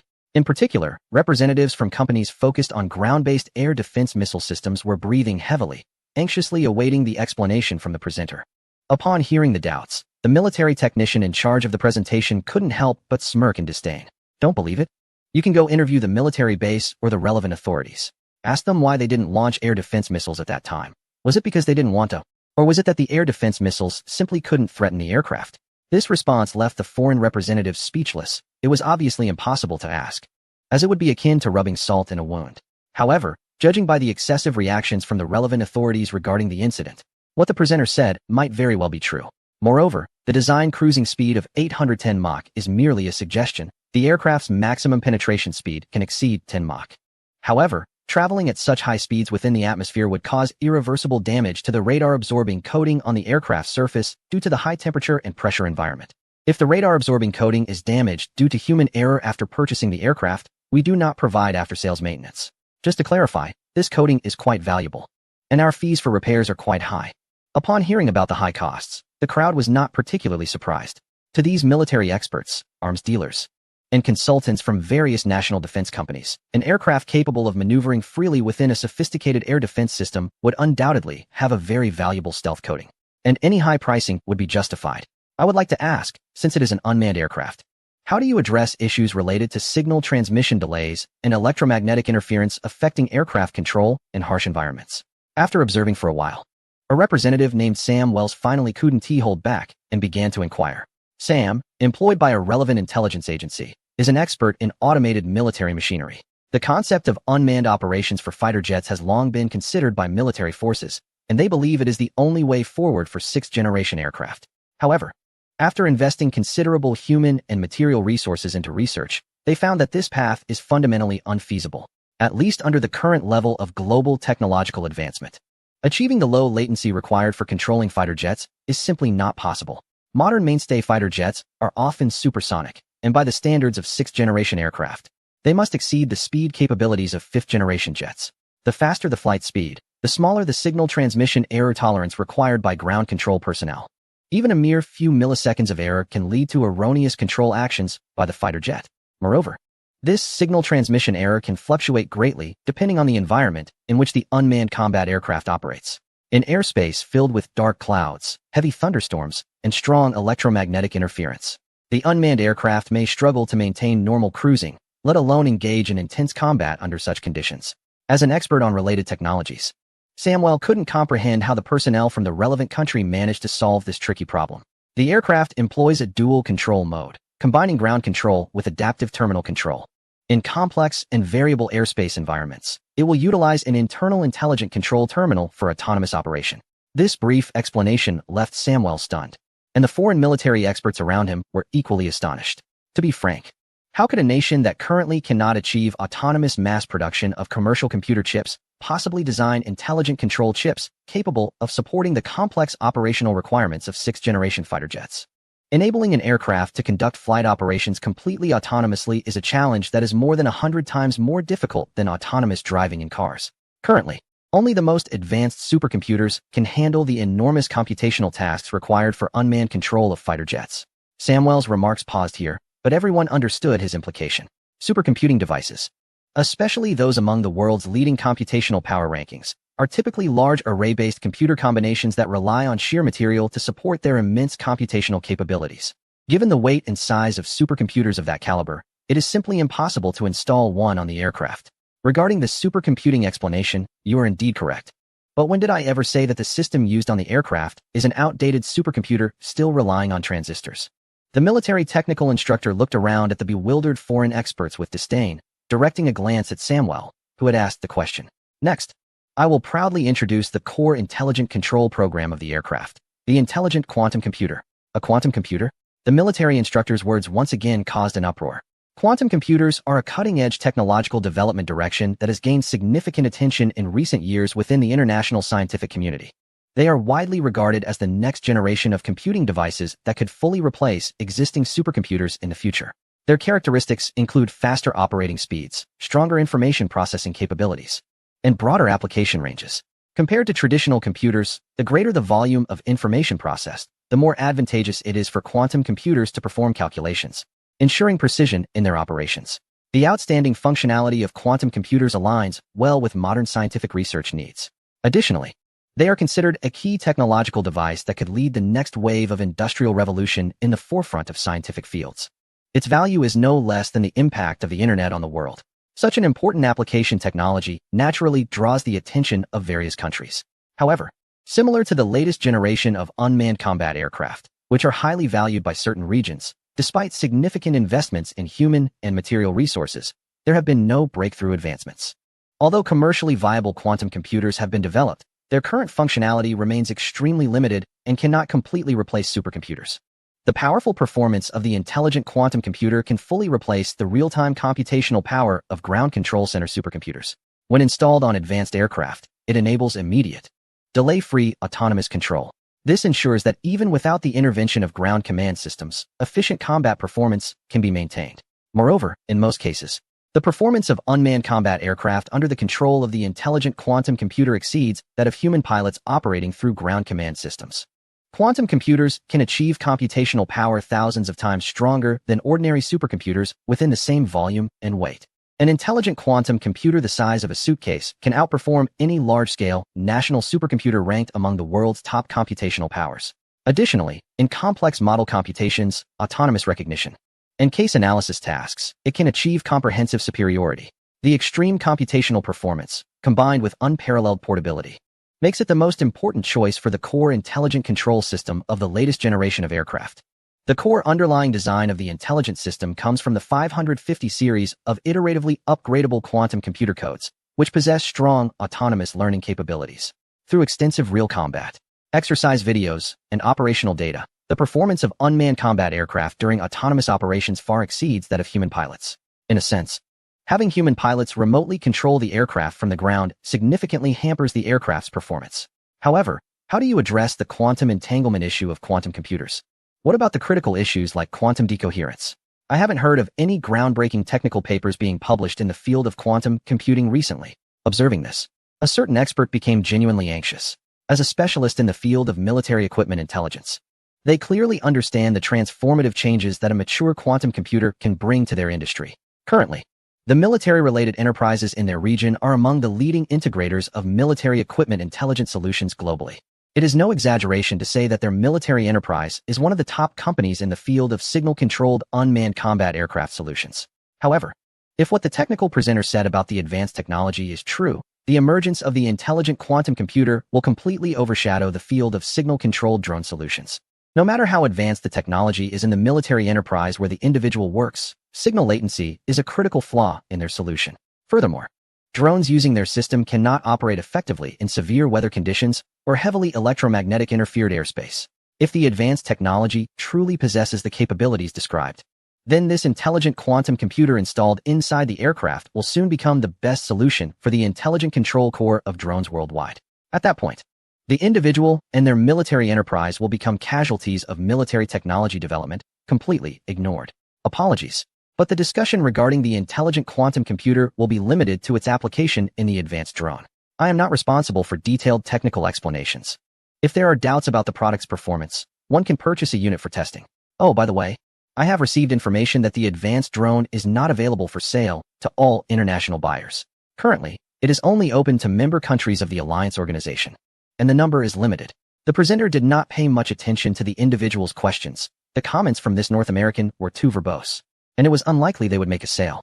In contrast, those Middle Eastern gentlemen, wearing headscarves and looking amiable, are the real potential buyers. They not only pay promptly, but also do not pose many complicated questions. They are only concerned about whether the military equipment sold to them is effective. Indeed, after the presenter's introduction, several well-off Middle Eastern individuals could no longer contain their curiosity and quickly inquired about the price of the advanced drone. They had no doubts about the performance described by the presenter. From their past military trade dealings with the country in question, they have learned that the sellers never deceive them regarding military equipment performance. After years of friendship, both sides have established a reliable sense of trust in military trade. One offers a straightforward price. As long as you quote, they seldom negotiate. The other provides high-quality equipment at reasonable prices, with no deceit involved. Compared to the deception experienced in military trade with North America and other regions, the country in question is seen as an exceptionally fair seller in the eyes of these Middle Eastern buyers, due to the use of a world-leading intelligent quantum computer. The production cost of the advanced drone has significantly increased. Just for this intelligent quantum computer, the investment in research and development has exceeded hundreds of billions of dollars. Additionally, the stealth coding and performance that far surpasses fifth-generation aircraft are reasons for its high pricing. The initial price is set at $1 billion per unit, with a 5% discount if settled in the local currency. In fact, given the high production cost of the advanced drone, a unit price of $1 billion does not yield substantial profit. It is purely a gesture of friendship, providing benefits to the member countries of the alliance. The $1 billion pricing is limited to the first batch of 50 units. Subsequent orders will see appropriate increases based on market demand. Chapter 286. The Empty-Handed Wolf. Can the research and development cost of intelligent quantum computers reach hundreds of billions? Standing at the edge of the crowd, Lu Lang was bewildered upon hearing the presenter's introduction.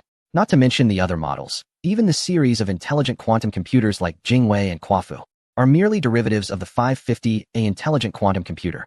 This means that just by using the 550A prototype created by Lu Lang for debugging and iterative upgrades, a whole series of intelligent quantum computer models has been developed. Creating something from nothing is the hardest part. Once the 550A prototype exists as a foundation, the emergence of military models like Jingwei and Quafu becomes a natural progression. However, with Lu Lang's exceptional capabilities, the investment in the research and development of intelligent quantum computers approaches zero. Considering the material costs of the 550A prototype, let alone reaching hundreds of billions, Lu Lang even doubted whether it would amount to 100 million dragon coins. Well, it's quite normal. Such high-tech technology sounds impressive, and its actual effectiveness is indeed astonishing. If its research and development cost is not in the hundreds of billions, does it even make sense? Just imagine. If these buyers knew that the R&D cost of this intelligent quantum computer was only tens of millions of dragon coins, wouldn't it upend their understanding? Wouldn't they suspect that our intelligent quantum computers are some shoddy products? In this era, high-tech military equipment isn't necessarily expensive, but expensive items are definitely not subpar. Accompanying Lu Lang, Shirley quickly explained, and although he felt something was off, Lu Lang thought it made some sense. This is a fighter jet priced at up to $1 billion. It's worth noting that a Nimitz-class aircraft carrier only costs about $60 to $70 billion. The most expensive Ford-class aircraft carrier costs merely $14 billion, equivalent to the price of 14 Golden Eagle drones. When it comes to the unit price of military aircraft, only the North American B-2 Spirit bomber, priced at $2 billion, surpasses it. However, one is a high-speed stealth attack aircraft, while the other is a super-large strategic bomber. They can't be compared in terms of cost or functional application. The B-2 Spirit bomber is a true behemoth that consumed vast amounts of R&D funds and engineering expertise. During its service, its cost was nearly equivalent to the price of an equal weight in gold. In contrast, the Golden Eagle drone, being the world's first sixth-generation fighter with combat capability and a combat record, has a price tag of merely $1 billion, which is indeed quite reasonable. However, it seems that the most expensive fifth-generation fighter in North America, the F-22, is only $3.5 billion, while the F-35 is even cheaper, with the export version costing less than $200 million. If the Golden Eagle is priced at 1 billion, would anyone be interested in purchasing it? While Lu Lang was still worried about potential sales issues for the Golden Eagle, the foreigners gathered around the Golden Eagle display had already started to stir with excitement. We want 10 units. 10 units of the Golden Eagle, to be paid in cash. Either in currency or through futures contracts, it's fine. If the Golden Eagle is satisfactory, we might order no less than 20 more. The first to speak was the most flamboyant client from the Middle East. With a cloth on his head, he proclaimed himself the richest in the world. This was indeed the representative of the Middle Eastern client. He extended his hands with fingers apart, gesturing while speaking, indicating that they would first order 10 units of the Golden Eagle to test its quality. This caught the attention of the foreigners around. The trial machines were directly purchased as 10 units. Such extravagance on Earth likely only comes from the Middle Eastern clients.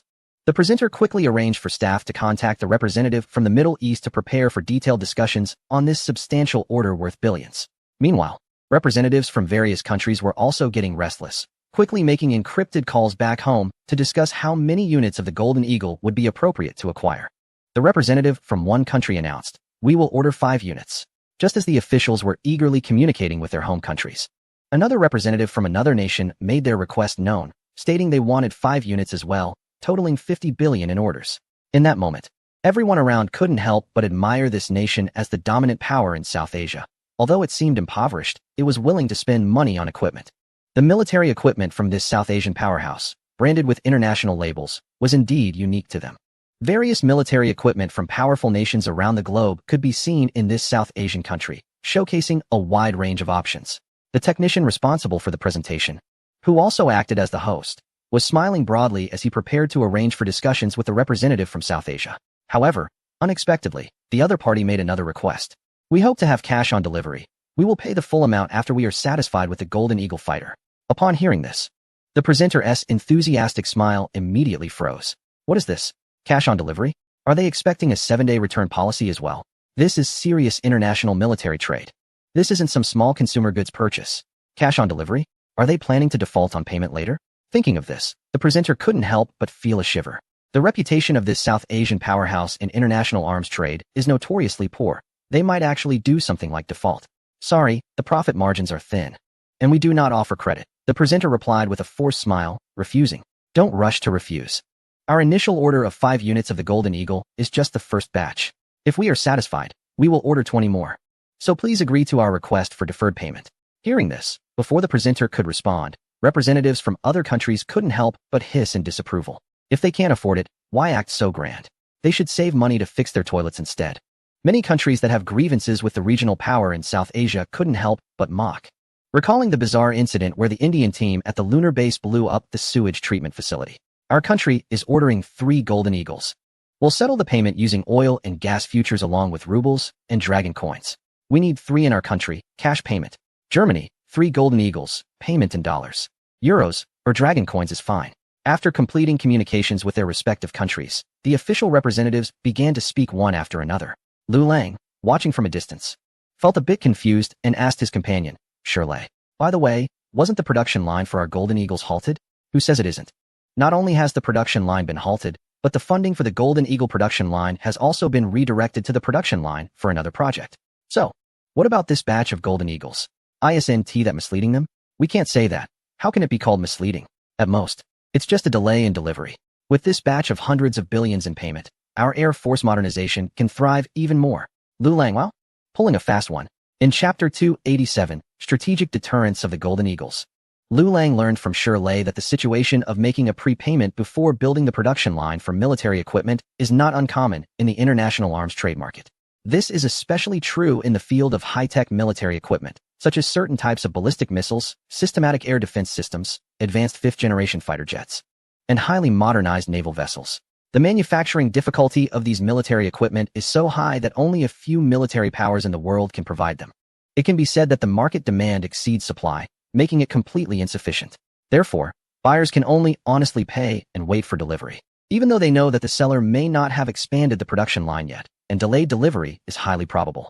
But there is nothing to be done, as these military equipment can only be manufactured by the seller. A typical example is the arms trade between the regional power in South Asia and another country. The latter sold an old aircraft carrier that had been in service for many years to the South Asian power for just $1, and then, citing the need for specialized technical maintenance, demanded $3 billion for modifications. The lifespan of an aircraft carrier is only around 50 years. And the South Asian power spent over $3 billion on an old carrier that had to be repaired for over 20 years in the dock. Given the previous service years of this old aircraft carrier, even if it could be successfully repaired in the future, it would probably be retired soon after. The seller managed to extract over $3 billion from the South Asian power for an almost scrapped old aircraft carrier, and the South Asian power could only watch helplessly. Why? Because there are only a few countries in the world capable of independently building aircraft carriers. Only the seller, seeing the gullibility of the South Asian power, was willing to sell to them, no matter how expensive the aircraft carrier was or how harsh the seller's conditions were. As long as the South Asian power was unwilling to part with it, they could only obediently pay. At the Zhuhai Air Show, the Golden Eagle, representing the world's first sixth-generation fighter jet, has given officials a strong position to negotiate. This advanced military aircraft, after being tested in real combat against a renowned air defense system, managed to escape from the encirclement of 3 advanced fighter jets, serving as an excellent promotional showcase for the Golden Eagle. This left many military experts and arms dealer representatives present in unanimous agreement with the speaker's claims about the world's first sixth-generation fighter jet. Currently, only one nation has mastered the manufacturing technology of such a powerful and unprecedented aircraft, even in the domain of military aviation, where another region has traditionally been strong. They can only look on in admiration and issue symbolic condemnations, lacking any effective means of containment. Technologies such as intelligent quantum computing and high-performance radar-absorbing coatings are still not fully understood by that region, making it impossible to target or contain the nation in question. If even that region is at a loss regarding the sixth-generation fighter, one can only imagine how other military powers, which are relatively weaker, fare in comparison. For smaller countries with limited military and economic strength, their ability to independently produce modern fighter jets is questionable. For them, the Golden Eagle is akin to a legendary item in a game, something they can only admire from a distance without the experience needed to utilize it. The Golden Eagle's exhibition quickly turned into a promotional event for fighter jets, filled with bids from representatives of member countries of various alliances. A few wealthy countries from a certain region placed orders for several Golden Eagles, while others made smaller purchases based on their economic capabilities. This unprecedented sixth-generation fighter jet outperforms fifth-generation jets, exemplified by the aforementioned model. Almost all the countries present lack the formidable air defense capabilities of that region, making the Golden Eagle an even more essential asset for them. Imagine that after this airshow, the number of countries possessing sixth-generation fighters will rise dramatically from just 1 to more than a dozen. The prospect of neighboring countries, with whom one has had historical grievances, acquiring such advanced technology while one does not, is indeed alarming. The Golden Eagle's capabilities are fundamentally different from fifth-generation jets. In combat, air defense radars struggle to detect it, and most air defense missiles cannot keep up. Just these two features elevate the Golden Eagle from being a mere military aircraft to a strategic weapon. When only one nation possesses such sixth-generation fighters, it may not pose a significant issue for smaller nations, but the dynamics are sure to change rapidly. However, as the advanced fighter jet becomes more widely adopted around the world and more countries acquire it, even smaller nations will have to grit their teeth and find ways to purchase one. This sixth-generation aircraft will undoubtedly disrupt the existing balance of air power globally. Those without it will find themselves at a significant strategic disadvantage in the future. A fighter jet capable of penetrating defenses at speeds of 810 Mach, evading anti-aircraft radar and missiles, could wreak havoc if it enters a nation's territory. Just thinking about it sent chills down the spines of the representatives present from various countries. Under this very real pressure, the initial production order of 50 units was quickly snapped up by the official representatives in attendance. When a senior official from the Air Force's Equipment Department announced that the first batch of jets had been completely sold out, many representatives from smaller nations who had hesitated due to the high price immediately regretted their decision. This included numerous small countries from Central Asia, Southeast Asia, and Africa, including Baba country. Take Baba country for example. With a per capita GDP of around $1,000, it is truly a poor nation. It has long-standing grievances with its powerful neighbor, which forces it to maintain a sizable military. Military spending constitutes a significant portion of its GDP, but the total only amounts to $8 billion. For them, the $1 billion price tag of the advanced fighter jet is astronomical. With their tight finances, it is impossible for them to scrape together $1 billion to purchase a single aircraft. It seems I need to think of a way to help them. As if struck by an idea, Shirley rubbed his hands together excitedly, greeted Lu Lang, and eagerly walked towards the official representative from Baba country. Chapter 288. A benefit for our less fortunate friends upon reaching the exhibition area. Shirley quickly engaged in conversation with the representative from Baba country as a staff member of a military equipment organization. After learning that the representative had not participated in the order due to the aircraft's high price, Shirley expressed understanding and agreement. The performance of the fighter jet is excellent. We really like it, but it is just too expensive. Our annual military budget doesn't even allow us to purchase 9 of them. Indeed, I also think the price is a bit excessive, at $10 million each. But what can be done? You might not know how many researchers and how much funding we have invested to develop the world's first 6th-generation fighter jet. Those groundbreaking technologies, like intelligent quantum computers and high-performance radar-absorbing coatings. I know that significant investments in the hundreds of billions have been made for developing 5th-generation aircraft. And your fighter jet, being 6th generation, surely required no less. A product of such historic significance, priced at $10 million each, is indeed worth that amount. The high cost is not its fault, it's our issue. The representative from Baba countryside, gazing longingly at the fighter jet on display not far away. Filled with regret. If possible, who could resist the temptation of a 6th-generation aircraft? Well, since the fighter jet was just launched, a price reduction is absolutely out of the question. However, I believe we shouldn't let you come here for nothing, after all. Our two sides have had a relationship for many years. I think you could consider fighter jets with slightly lower performance than the advanced model, such as the J-20. The price is absolutely fair. Upon hearing Shirley's words, the representatives from several smaller countries were momentarily taken aback. At that moment, the representatives of countries interested in ordering the advanced model had already left the exhibition area, accompanied by staff from the Military Equipment Trade Department to sign contracts and pay deposits. Only those of them who were financially constrained remained at the booth, gazing longingly at the advanced model in the distance. Shirley's mention of the J-20 quickly brought everyone back to reality. The J-20, which can compete with other leading 5th-generation fighters and even surpasses them in certain performance metrics, is recognized as one of the top 5th-generation fighters in the world. However, unlike its global counterparts, there has never been any intention to sell the J-20 internationally. Hearing Shirley's words, the representatives from Babayong and the others suddenly realized that, indeed, the more advanced 6th-generation fighter had already been released for international trade. As a 5th-generation fighter, the J-20 would naturally also be made available for sale. The leader of the Military Equipment Trade Department, standing at the advanced model booth, was also momentarily stunned. However, as soon as he made eye contact with Shirley, he quickly regained his composure. Ah, yes, our J-20 is also planned for sale, and unlike the advanced model, the version for sale is generally the same as the version in active service, with no performance cuts or back-end programs added. Furthermore, active service J-20 pilots will be arranged to provide training for your pilots.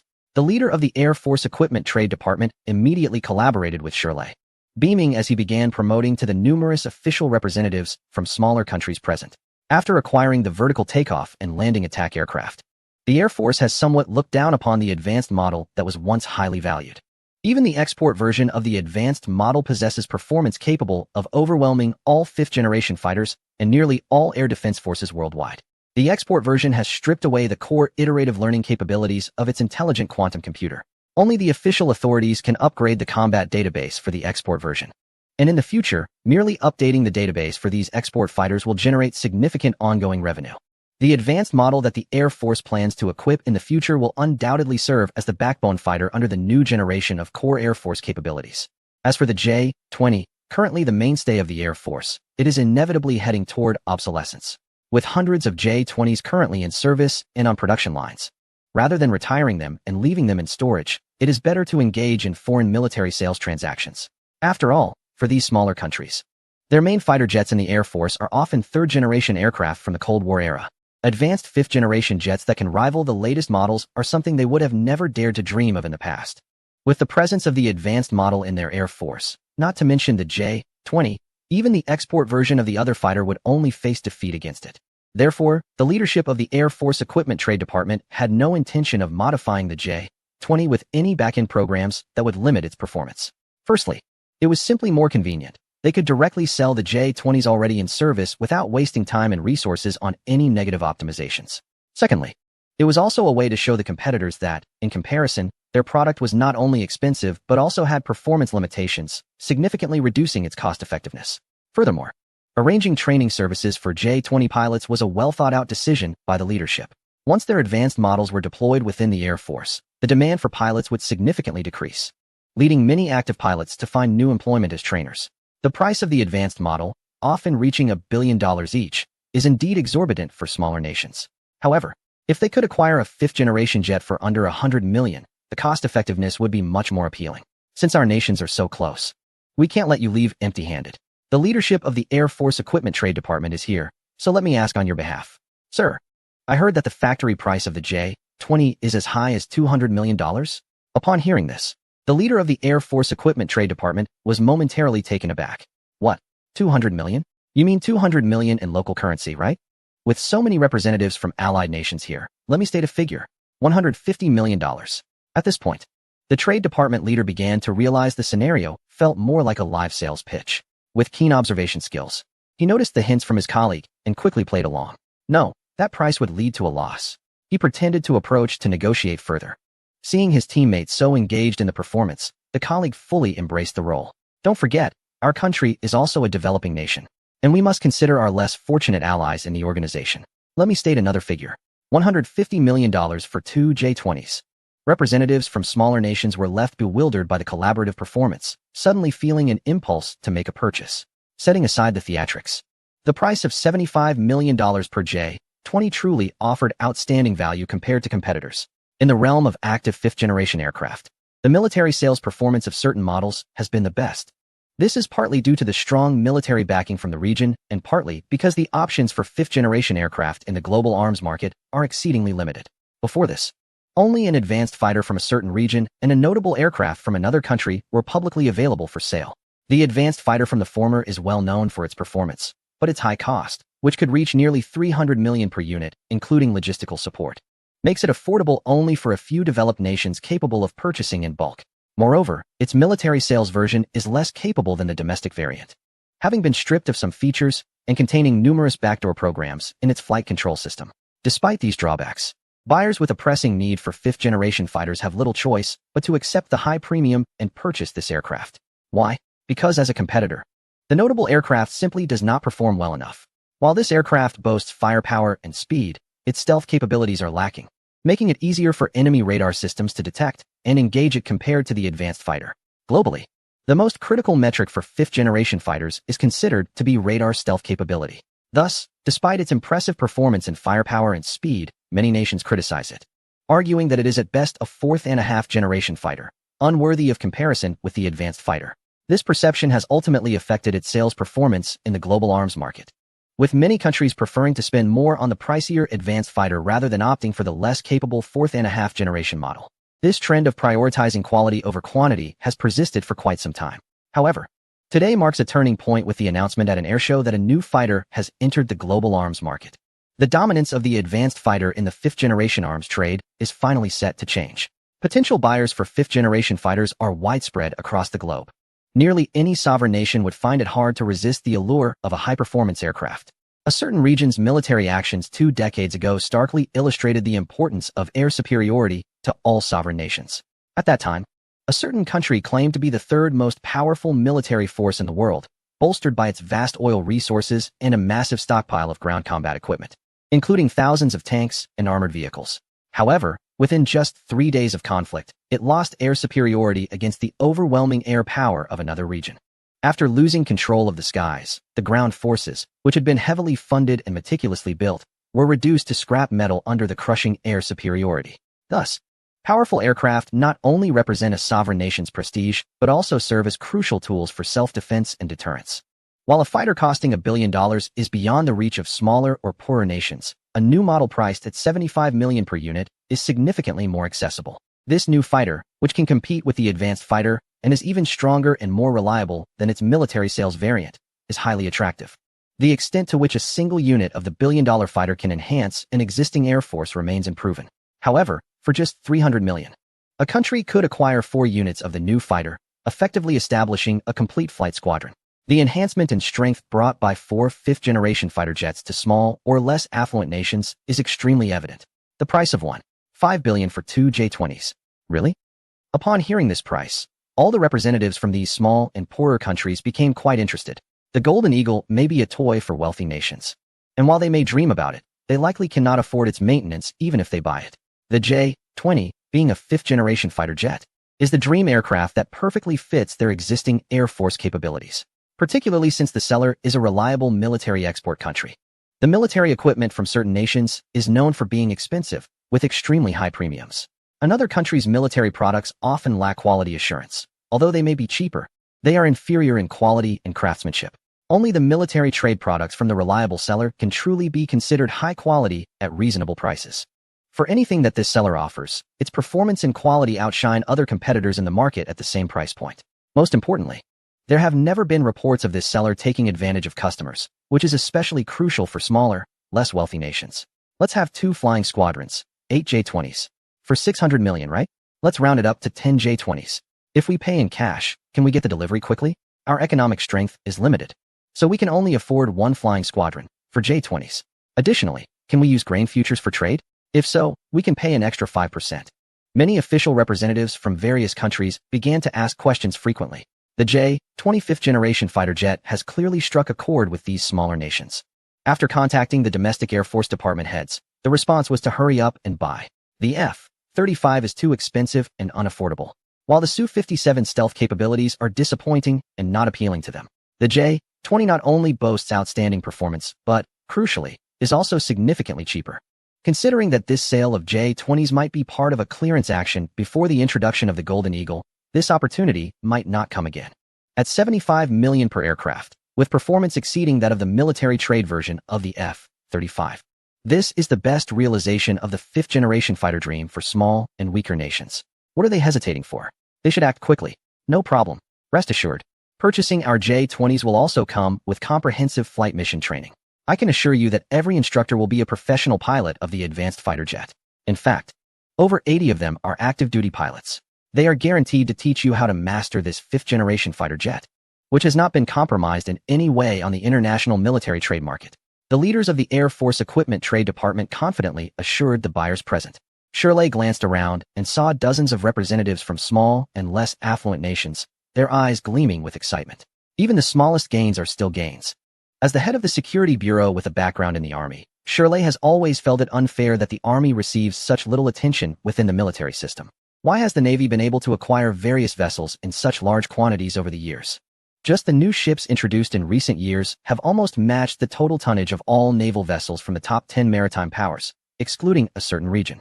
Naval vessels are not like Army tanks or armored vehicles. Even a single modern ship costs hundreds of millions. The same goes for the Air Force, which is not lagging behind either. Advanced aircraft are prioritized for the Air Force. When the new model was being tested, Army aviation leaders were present and nearly showed their envy. The vertical takeoff and landing attack aircraft is particularly suitable for Army aviation missions. After the test flights, Army leaders personally approached the Air Force to discuss the possibility of allocating some of these aircraft to the Army. However, they were met with a firm refusal, as the Air Force had no surplus aircraft to spare. After receiving this response, the leaders from the Army, including Shirley's former superior, were very frustrated. They even blamed Shirley for not considering the Army's interests. It was quite a dilemma for Shirley, being criticized by both his former superior in the Army and the higher-ups in the Air Force. Nevertheless, despite his frustrations with the Air Force being treated as a prized possession, Shirley understood the importance of the international military trade platform at the exhibition. He devoted himself to helping the Air Force expand its international military trade market. Since the advanced fighter jets posed no threat to the new models, it was better to let them be utilized rather than left in storage. This way, they could not only counteract the profits made by competitors, but also recoup a significant amount of funds through the stock of fighter jets. It must be said that although the small and less affluent nations have limited military budgets, they are still sovereign states and are willing to make necessary military investments. Especially the fifth-generation fighter jets, which are globally recognized as top tier in the Air Force equipment before the appearance of the Golden Eagle. The price of a Golden Eagle at $1 billion per unit is indeed high. However, the J-20 at $300 million for 4 units is truly appealing. The first to inquire, the neighboring country quickly ordered 2 squadrons, totaling 8 J-20s. With 2 formations of fifth-generation fighters, they can significantly enhance their Air Force capabilities. Once officially commissioned, the rotating fifth-generation aircraft can ensure that their airspace is always under the protection of a formation of J-20s. This is extremely important and necessary for the neighboring country, which shares borders with a regional power and faces immense air defense pressure. As the neighboring country made its move, other smaller nations feared that the J-20s would be snatched up just like the previous Golden Eagles. Consequently, they began to submit bids, often starting with a formation of 4 J-20s. Only when they are organized into a formation can the J-20s exhibit their powerful fifth-generation capabilities. Although these smaller nations may not have first-hand experience, they are aware of the importance of having organized units. Moreover, only countries that order a full formation of 4 or more J-20s will receive priority for training from the flying instructors. A formation of J-20s costs only $300 million, which is relatively cheap compared to the $1 billion unit price of the Golden Eagle. However, the leaders of the Air Force Equipment Trade Department are not concerned at all. After witnessing the quality of the J-20, these smaller nations will become potential buyers for the Golden Eagle in the future. Furthermore, with each batch of J-20s sold, it means one less potential buyer for another advanced fighter jet from a certain country. Engaging in such self-benefiting actions brings great joy. Before long, the first batch of 160 J-20s was completely snapped up by representatives from the smaller nations present. Many of them even reserved J-20s still on the production line, not yet fully assembled. When the representatives from the regional power returned to the Golden Eagle exhibition venue, they were shocked to learn that such a significant event had occurred during their absence. Previously, the representatives had tried to negotiate with the personnel from the Air Force Equipment Trade Department, insisting on a goods first payment later approach after following other foreign representatives who ordered Golden Eagles. However, the Golden Eagle was never in short supply, and the initial order of 50 units had already been divided among others. The staff completely ignored the representatives, who returned empty-handed but remained resolute, believing that by the time the second batch of Golden Eagles was produced, prices would surely drop. They thought that would be the best time to make a purchase. Upon returning to the vicinity of the Golden Eagle exhibition venue, they discovered that a clearance event for the J-20 had just taken place. J-20, we, the regional power, have already outgrown such fifth-generation fighters. We want only the best and are ready to place our second order for the Golden Eagle fighter jets. Facing the smaller, less affluent nations, the representatives from the regional power felt a strong sense of superiority. However, when the representative from one country heard that their rival had actually ordered 2 formations, totaling 8 units of a certain advanced fighter jet, the initially disdainful expressions of the representatives from various countries instantly changed. How can you sell advanced fighter jets to them? They exclaimed. Because they paid for it, replied the leader of the Air Force Equipment Trade Department, shrugging. As longtime rivals, the two countries had always been at odds. And while one country had yet to acquire advanced fighters, it was already gearing up to purchase the next generation of aircraft. Meanwhile, the rival had already secured 2 squadrons of the advanced fighter jets. The balance of air power had shifted dramatically in favor of the rival due to these 8 jets, causing concern for the regional power. Immediately, the representative inquired whether there were still any advanced jets available for order. Unfortunately, the response was that all available units had been sold out, and the next batch on the production line would take at least another 6 months to be delivered. The thought of having to wait that long while the rival's advanced fighters posed a significant threat to their airspace made the representative anxious. Can we expedite the production of 1 unit? Cash. We're willing to pay in cash. Chapter 291. Anxious. Really anxious, the regional power in South Asia could truly be considered a bully in the area. Unlike other rogue states, if a country lacked obvious value, such as oil and gas resources, precious metal reserves, or strategic geographical importance, those rogue states would not bother to bully it. Although those rogue leaders have committed numerous misdeeds, they typically target smaller, weaker nations that can provide them with benefits. However, the regional power was different. It boasted the largest population in the world, leveraging the resources gained from its demographic dividend to spend lavishly on military purchases in the global arms market, building an army that claimed to be among the world's strongest. Despite having been overly inflated in the past and receiving a substantial setback, its confidence remained unshaken, as it could still stand up to other powerful nations. Thus, it turned its attention to bullying neighboring countries that were significantly weaker. With a massive troop scale derived from its large population and expensive modern military equipment, the military strength of this regional power appeared quite formidable on paper. Consequently, many smaller neighboring nations suffered greatly under its aggressive tactics, often facing threats of war. As a neighboring country, the rival had long-standing grievances with the regional power.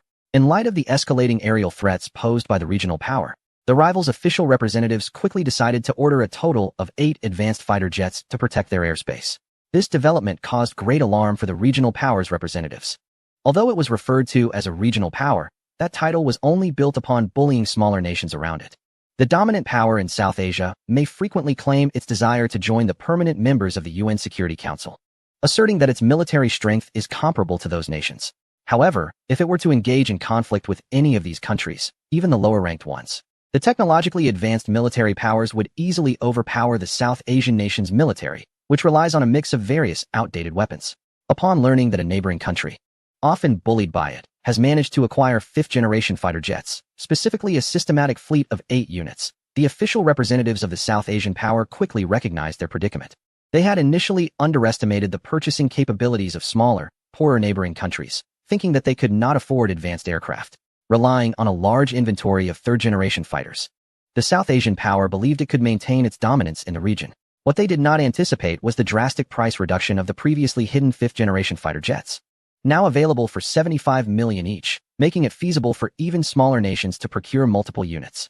The South Asian power had contemplated acquiring fifth-generation jets, but found the prices from certain suppliers to be exorbitant at $1.8 billion each, with additional costs for maintenance, training, and support bringing the average price to $2.53 billion, along with a minimum order requirement of 50 units.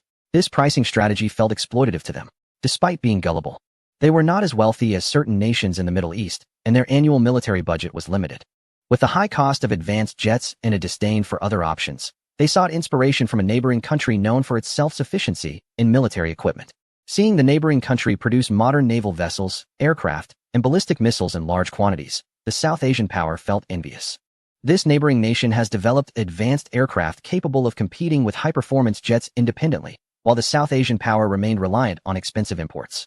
Consequently, the South Asian power initiated its own process of domestic military equipment production. Following years of development, they introduced the light combat aircraft, which was quickly deemed obsolete. Additionally, they launched the Kolkata-class destroyer, humorously dubbed international brand by netizens, featuring core components sourced from at least 8 different countries. The Arjun tank, nicknamed Awkward Tank due to its frequent failures during military exercises, also garnered ridicule from military enthusiasts worldwide. After expending a large amount of human and material resources, the dominant power in South Asia finally realized that they truly could not compete. Instead of struggling to develop domestic alternatives, it would be more time-efficient and less labor-intensive to purchase like they used to. However, just as they were preparing to buy the world's most advanced 6th-generation aircraft, a certain neighboring country, which had been bullied by them, quietly procured 8 5th-generation J-20 fighter jets. While the new aircraft is undoubtedly superior in performance compared to the J-20, the issue for the South Asian power is that they do not have any of these advanced jets. Not only do they lack the new aircraft, but they also do not possess any 5th-generation fighters that can rival the J-20. This means that during the long wait for their own aircraft, the 2 squadrons equipped with J-20s from their neighbor will pose a significant threat to their airspace. How long will it take for 50 of these new jets to be delivered? Not even the relevant military procurement department is clear about that. Furthermore, this country is not even on the pre-order list for the first batch of 50 jets. The J-20s have all been ordered as well, and under pressure. The South Asian power is no longer concerned about the high price of the new jets, which is around $1 billion each. They hastily approached the leaders of the military procurement department, seeking to expedite their order. $1 billion is just $1 billion. We are willing to pay cash this time. Please expedite our order. Unfortunately, the first batch of orders has already sold out. We deliver according to the order sequence, which means you will have to wait for at least the 51st jet to receive yours. Faced with the anxious representatives from this country, the military procurement department could only shrug to express their helplessness. We're willing to pay more, an additional $50 million to prioritize our order. Seeing the sudden generosity of the representatives, the leaders of the procurement department raised their eyebrows. Clearly, they were quite desperate. Chapter 292, A1. 5 billion solution. Sorry. But the most important principles in international military trade are fairness and integrity.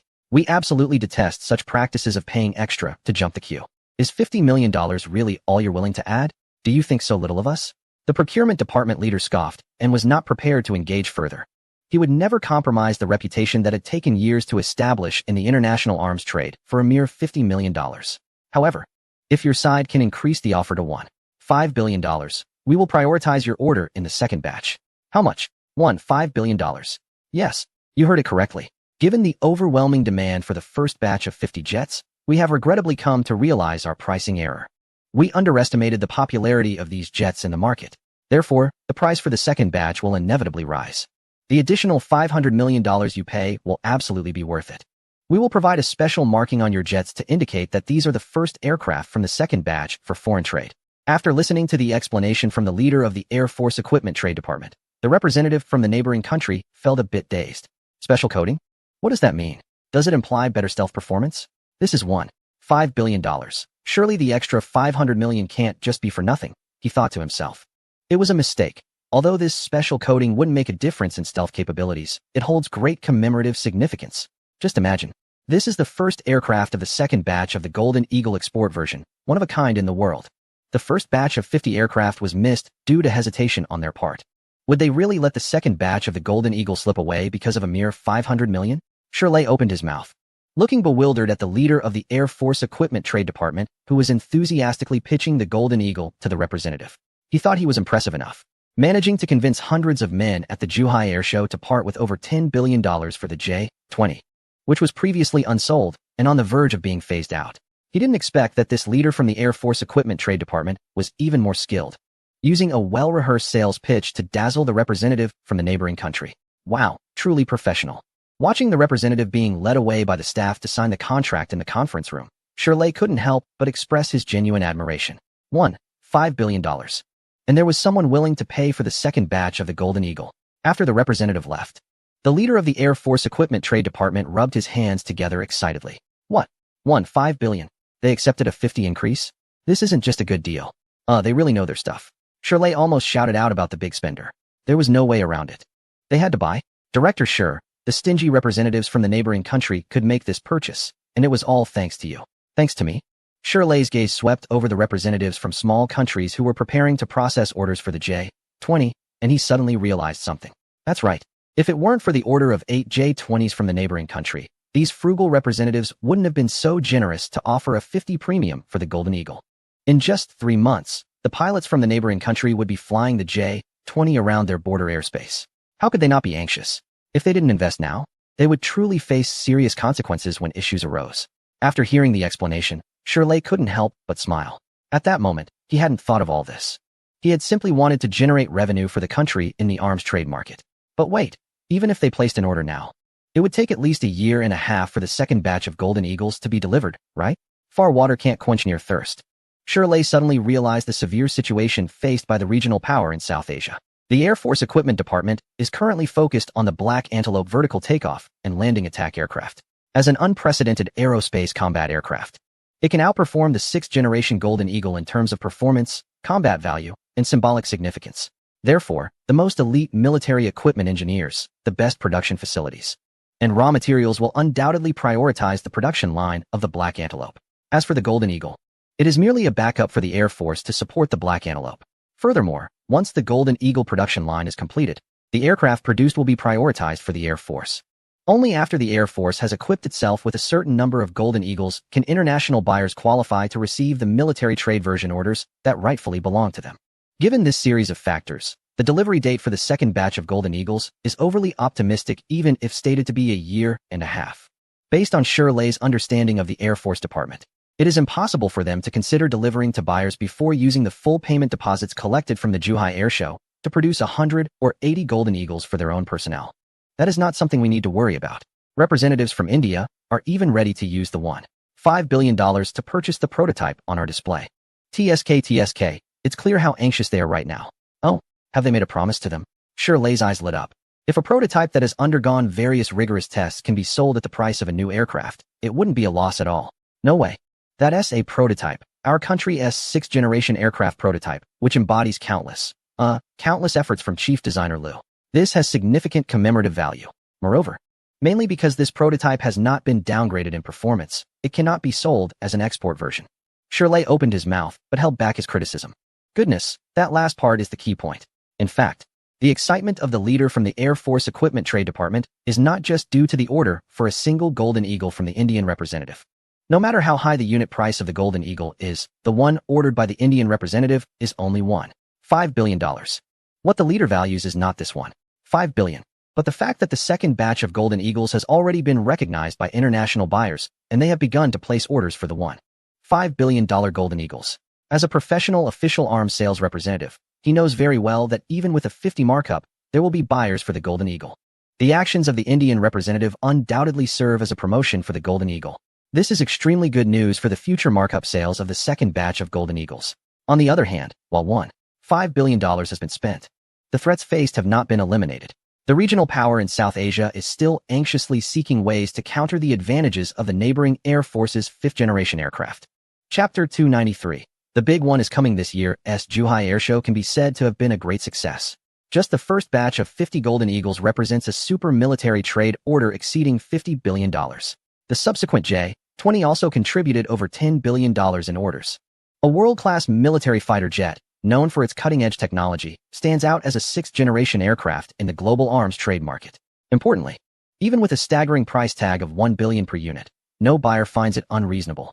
After all, it possesses capabilities that far surpass the best fifth-generation fighters currently available. The fact that it is offered for sale by its country is already surprising. To complain about the price would show a lack of appreciation for its value. On the other hand, there is the J-20 heavy fighter jet, which emphasizes cost-effectiveness and quality. Compared to a certain competitor's model, the J-20 excels in stealth performance. When facing off against another well-known fifth-generation fighter, the J-20 leads in payload capacity and operational radius. Most importantly, its pricing strategy has significantly influenced the international arms market, effectively lowering the price of fifth-generation fighters.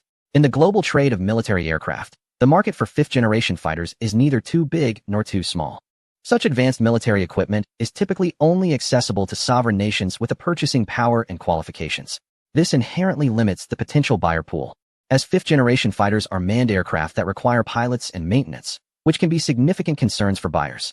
Currently, only a few countries have the capability to independently manufacture fifth-generation fighters, namely a certain country, another major power, and a third one. The competition among sellers in the fifth-generation arms market is minimal, and the market size, reaching thousands of billions of dollars, is enough for these three to thrive. Historically, one particular model dominated the fifth-generation market. Due to the minimal pressure from a competitor's aircraft, this model was offered in several versions with reduced capabilities. Some of these variants sold to so-called strategic allies even required approval for takeoff from the original manufacturer. Certain functionalities, such as radar control, remained under the manufacturer's control. With the strong entry of the J-20 into the global fifth-generation fighter market, the pool of potential buyers for the previously dominant model has been significantly reduced. With better performance and lower prices available, buyers may question why they should still choose the more expensive option. Previously, there were no alternatives. Now, times have changed. Each sale of a J-20 effectively takes away from the market share of the original fighter. The head of the intelligence agency in a certain region received two alarming pieces of news almost immediately after the opening of the Zhuhai Air Show. The local industry was preparing to sell the Golden Eagle fighter jet. Furthermore, they were also planning to sell the J-20 at a price significantly lower than that of certain advanced fighter jets. When the news broke, the intelligence chief's expression was one of shock. His mind was in disarray, and he kept murmuring that it was impossible.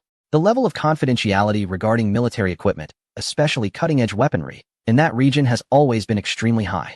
Not only have they never sold such equipment on the global military trade market, but even the general operational parameters and performance data have been kept under wraps. Take the J-20 as an example. As the most advanced military aircraft in that region in recent years, it has been over a decade since its test flights were announced. Yet there has still been no news regarding its sale. There hasn't even been a close-range static display for public viewing, giving an impression of an unpredictable power. After years of secrecy, now at the Zhuhai Air Show, anyone, even an ordinary citizen, can pay 100 yuan to enter the cockpit of the J-20 and look around freely. This was utterly inconceivable to the intelligence chief. Of course, the most outrageous aspect was the Golden Eagle display at the air show. Initially, he thought the Golden Eagle's appearance would be limited to a static exhibition, a show of air power to the outside world. He never expected that they would even put the Golden Eagle up for sale. Were they out of their minds?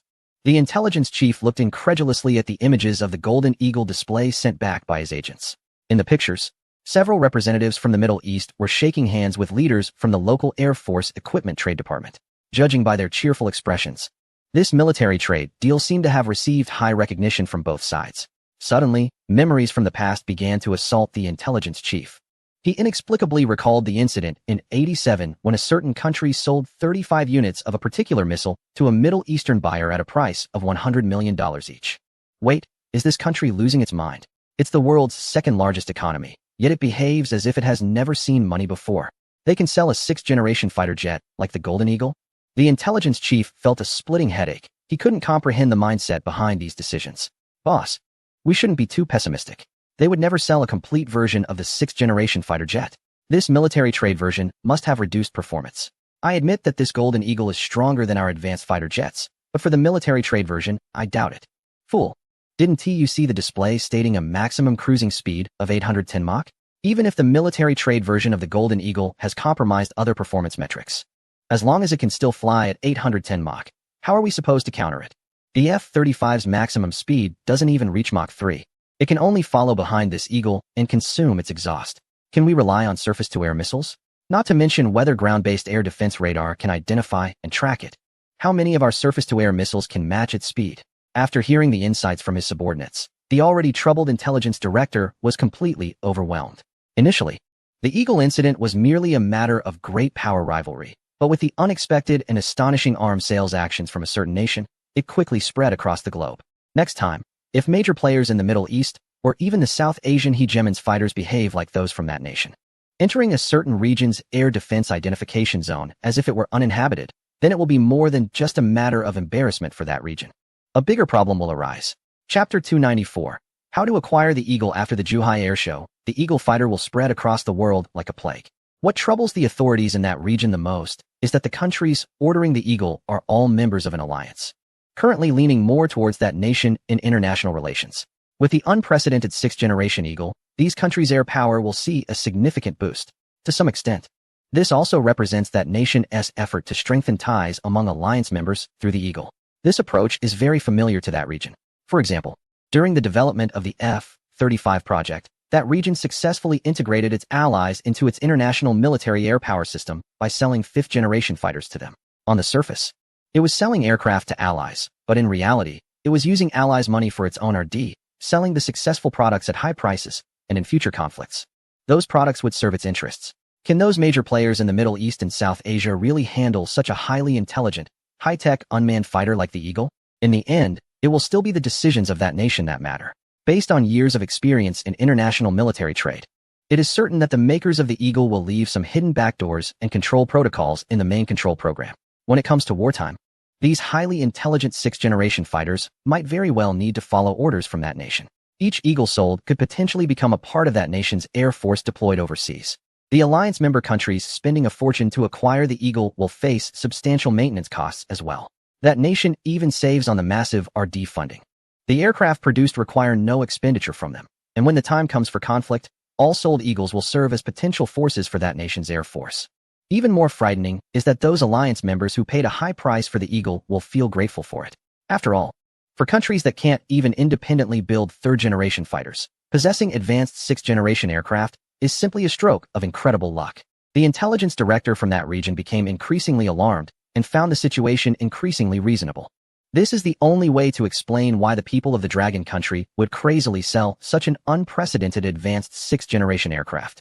The intelligence chief never considered whether the Dragon Country might possess technology even more advanced than this sixth-generation aircraft. It is unreasonable and absolutely impossible. As the developers of two fifth-generation aircraft, the officials in the region clearly understand the enormous investment required for the development of fifth-generation fighters. It took a massive amount of human, material, and financial resources to achieve the results seen today. Advancing beyond the fifth generation to reach the legendary performance of a sixth-generation aircraft has been attempted, but the challenges are too great and numerous to overcome. With the Dragon Country developing the Jin Diao unmanned combat aircraft, which meets the sixth-generation standards, the officials in the region could only remain silent and accept it.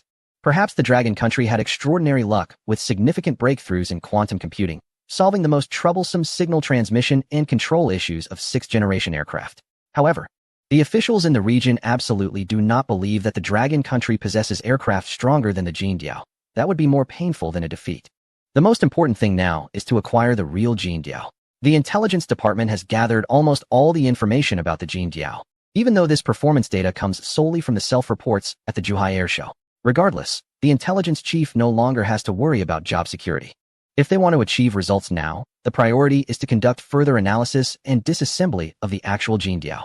Only by doing so can they quickly absorb the manufacturing experience of the Dragon Country in sixth-generation aircraft, enabling them to produce their own sixth-generation fighter that can compete with the Jin Diao. However, obtaining the Jin Diao has become a headache for the intelligence chief. At the Zhuhai Air Show, the first batch of 50 Jin Diao available for sale was only open for orders from member countries of the Alliance Organization. The region and its allies were excluded from the outset. Acquiring the Jin Diao through official channels from the Dragon Country is definitely not feasible. Trying to get the Jin Diao from those buyers is not as simple as imagined. The major buyers in the Middle East ordered the most. And while they may seem easy to deal with, they just purchased the Rabbit aircraft and are financially secure. They would not risk offending the rabbit by helping the region. If the region were to resort to war threats, it could escalate tensions. Once the Middle Eastern buyers sought assistance from the rabbit, given their deference to the rabbit within the alliance and the good relationships built over years of military trade, this could lead to significant trouble. Among the other buyers, the possibility with the bear is also slim. The countries of Germany and France might have some potential, but as members of the alliance, agreeing to the region's requests would certainly harm their relationship with the rabbit. In the past, it wouldn't have been a big deal, but in recent years, the situation has drastically changed, especially in the last few years. Initially, with the help of the Space Elevator and Navigator space station, one country has outperformed others in the international space arena, becoming the initiator of the new era of space activities.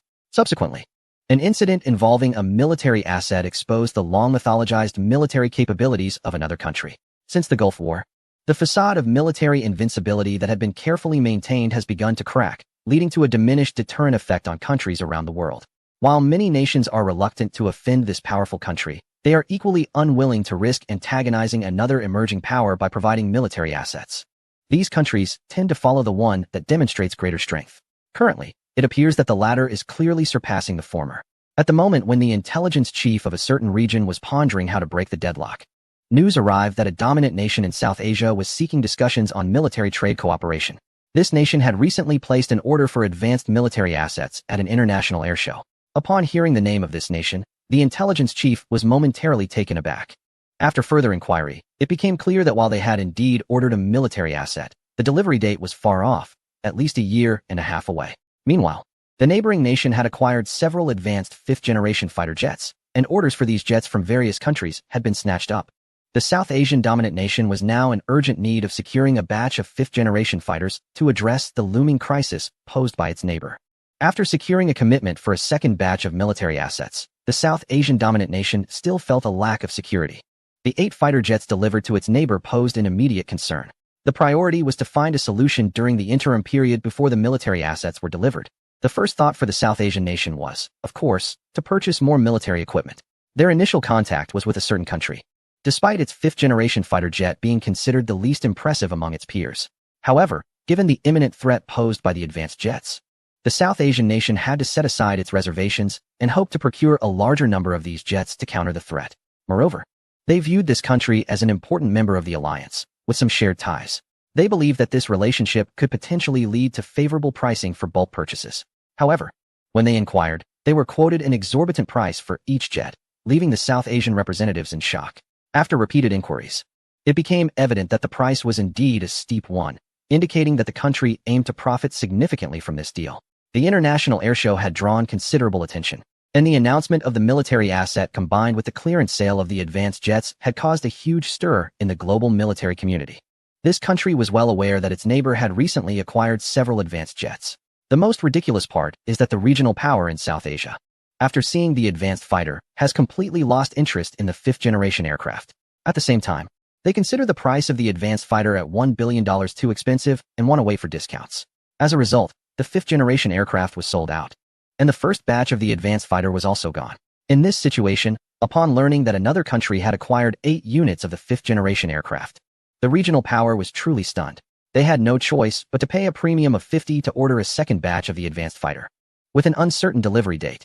Seeing this, the neighboring country was eager to find ways to curb the advantages of the fifth-generation aircraft in the region, feeling like a lamb waiting to be slaughtered.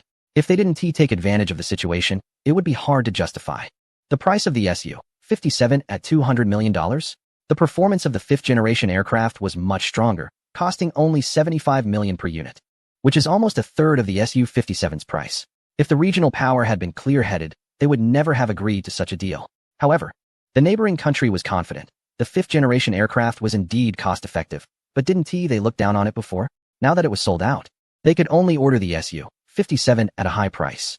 The price of $200 million per unit was set after careful consideration, aiming to take a substantial profit while not exceeding the buyer's upper limit.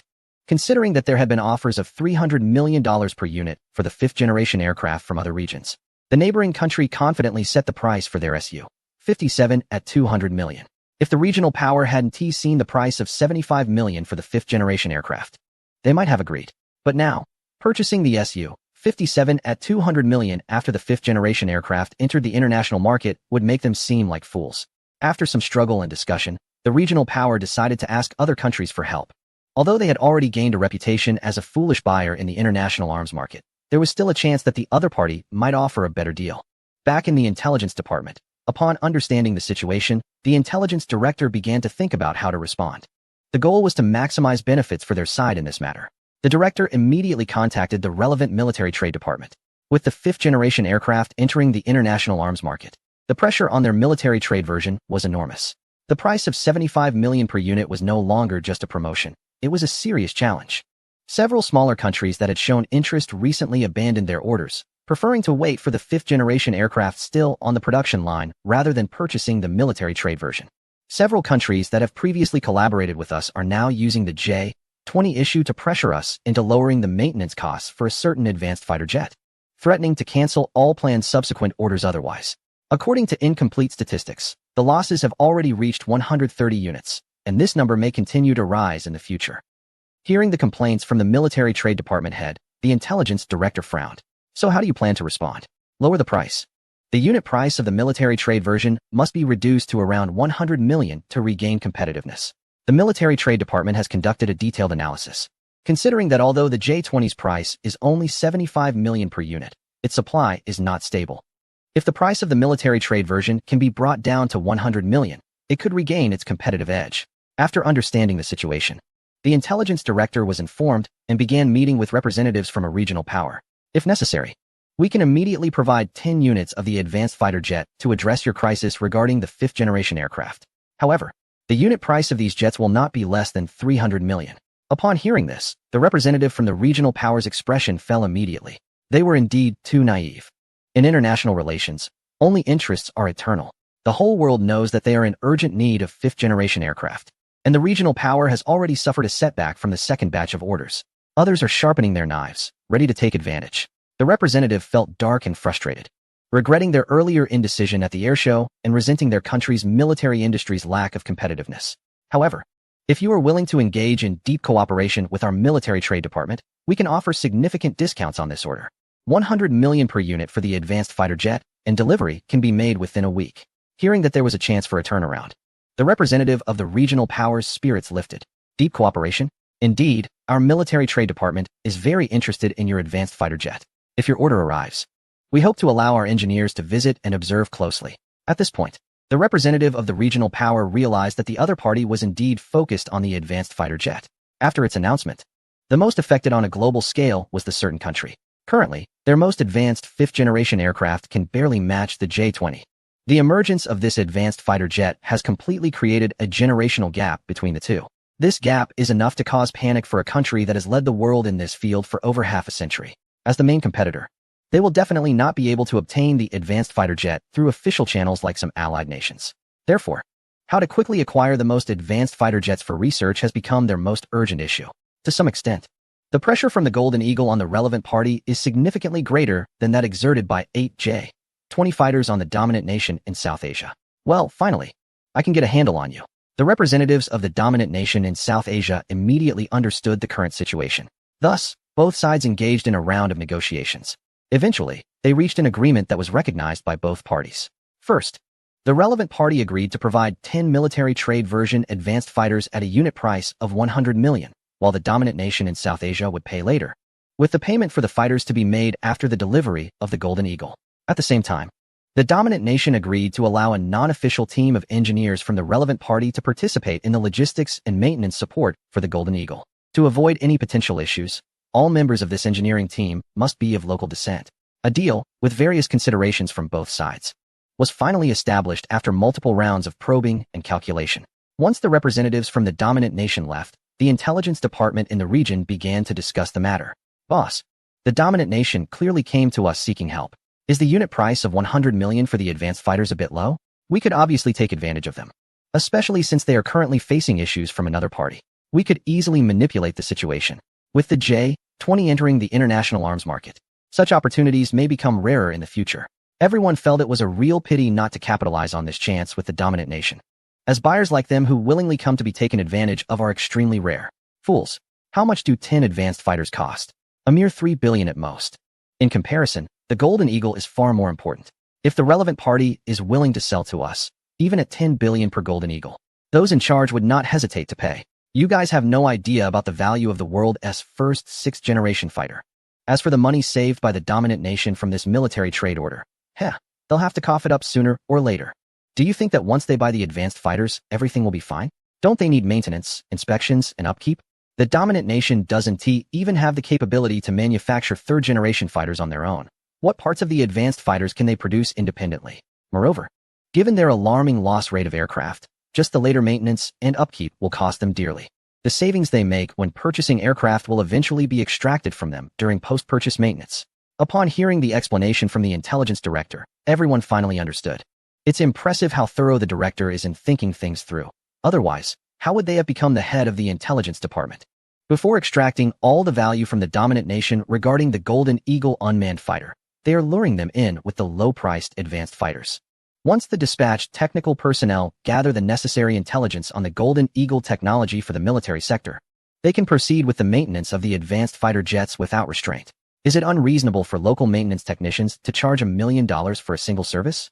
Replacing parts, even a plastic component, could cost you $100,000, right? What? You say it's expensive? Can you manufacture this stuff?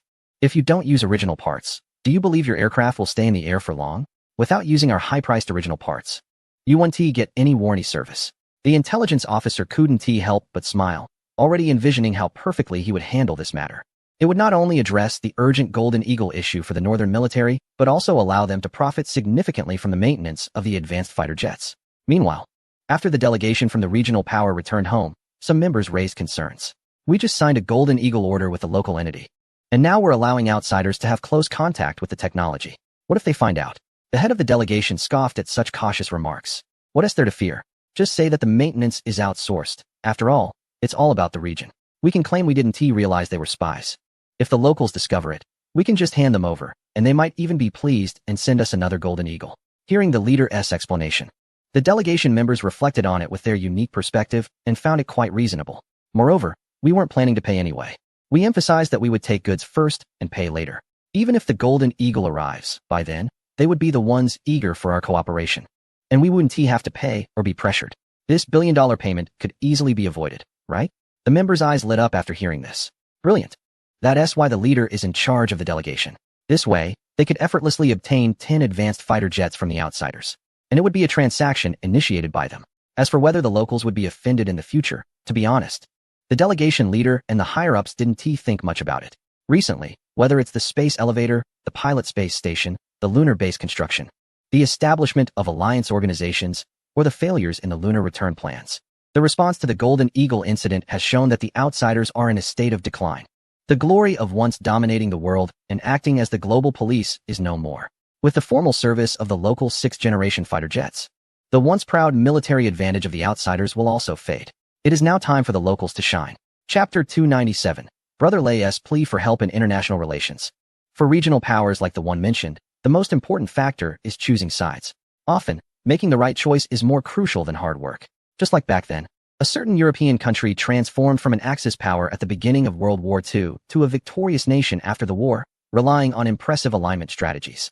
Currently, a certain country is showing signs of decline while another is rising steadily, and it's clear to discerning observers where to align themselves. Therefore, despite the knowledge that the latter sold 8 advanced fighter jets to a certain nation, the regional dominant power dared not publicly condemn this action. At most, they only complained privately and had to figure out how to deal with the threat posed by the advanced fighters. After the Zhuhai Air Show, a large number of spectators and military enthusiasts learned about the existence of a certain advanced fighter through various international military forums, magazines, and interviews. This is understandable, as the allure of the advanced fighter is simply too great. According to official statistics from the Zhuhai Air Show, over 500 people took photos with the advanced fighter during the event. Some even started lining up early in the morning just to enter the cockpit and touch the control stick of this national treasure. The 2 displayed advanced fighters were available for the public to touch, and by the end of the air show, the surface coating of the jets had worn thin and required repairs. With the promotion from various social media and online bloggers, the display of the advanced fighter at the Zhuhai Air Show became a popular spot, attracting countless ordinary citizens who knew little about military affairs. In contrast, the well-guarded advanced fighter remained relatively unfamiliar. In international military forums, reactions to the unveiling of the advanced fighter were filled with astonishment. I want to know, It has only been about 10 years since the successful development of the advanced fighter by a certain country. How could a sixth-generation fighter appear so quickly? Indeed, considering the development processes of two fifth-generation fighters and numerous advanced military equipment in North America, the resources required to achieve sixth-generation performance levels would be astronomical, potentially reaching a trillion-dollar scale. I'm not questioning whether this country has that much money. I just think they should spend more on environmental protection and human rights issues rather than on military aircraft. Maybe this is just a smokescreen from that country. They might have more important matters in progress than this so-called sixth-generation fighter. They are known for such tactics, appearing to take one path, while secretly taking another. A historical reference from their Three Kingdoms era. Stop speculating aimlessly here. Jane's Defense has already announced that the Advanced Unmanned Combat Aircraft has been recognized by various Air Force departments worldwide as a model for the next generation of fighter jets.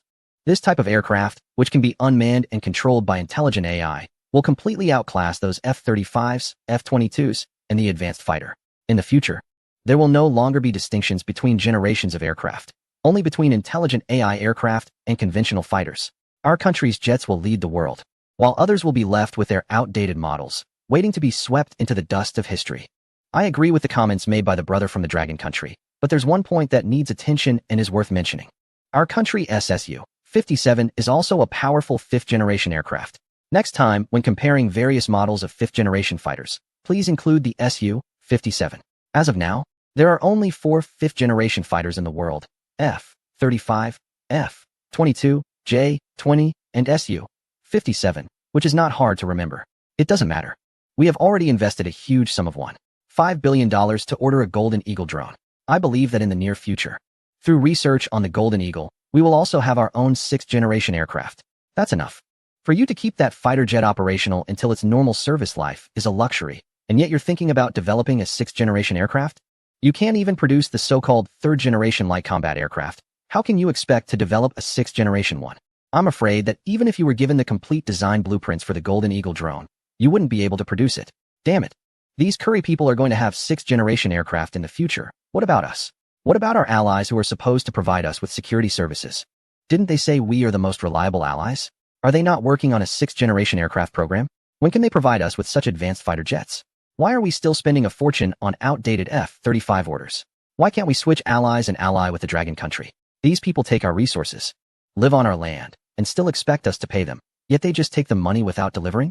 The announcement of the sixth-generation Golden Eagle immediately caused a seismic reaction on mainstream social media platforms around the world.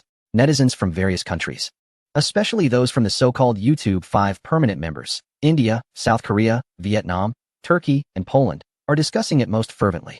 These 5 countries are called the YouTube 5 permanent members because, although their real-world power and responsibilities do not match those of the UN Security Council's 5 permanent members, netizens from these countries often elevate their nations to a high status online and enjoy comparing themselves to the UN's 5 permanent members.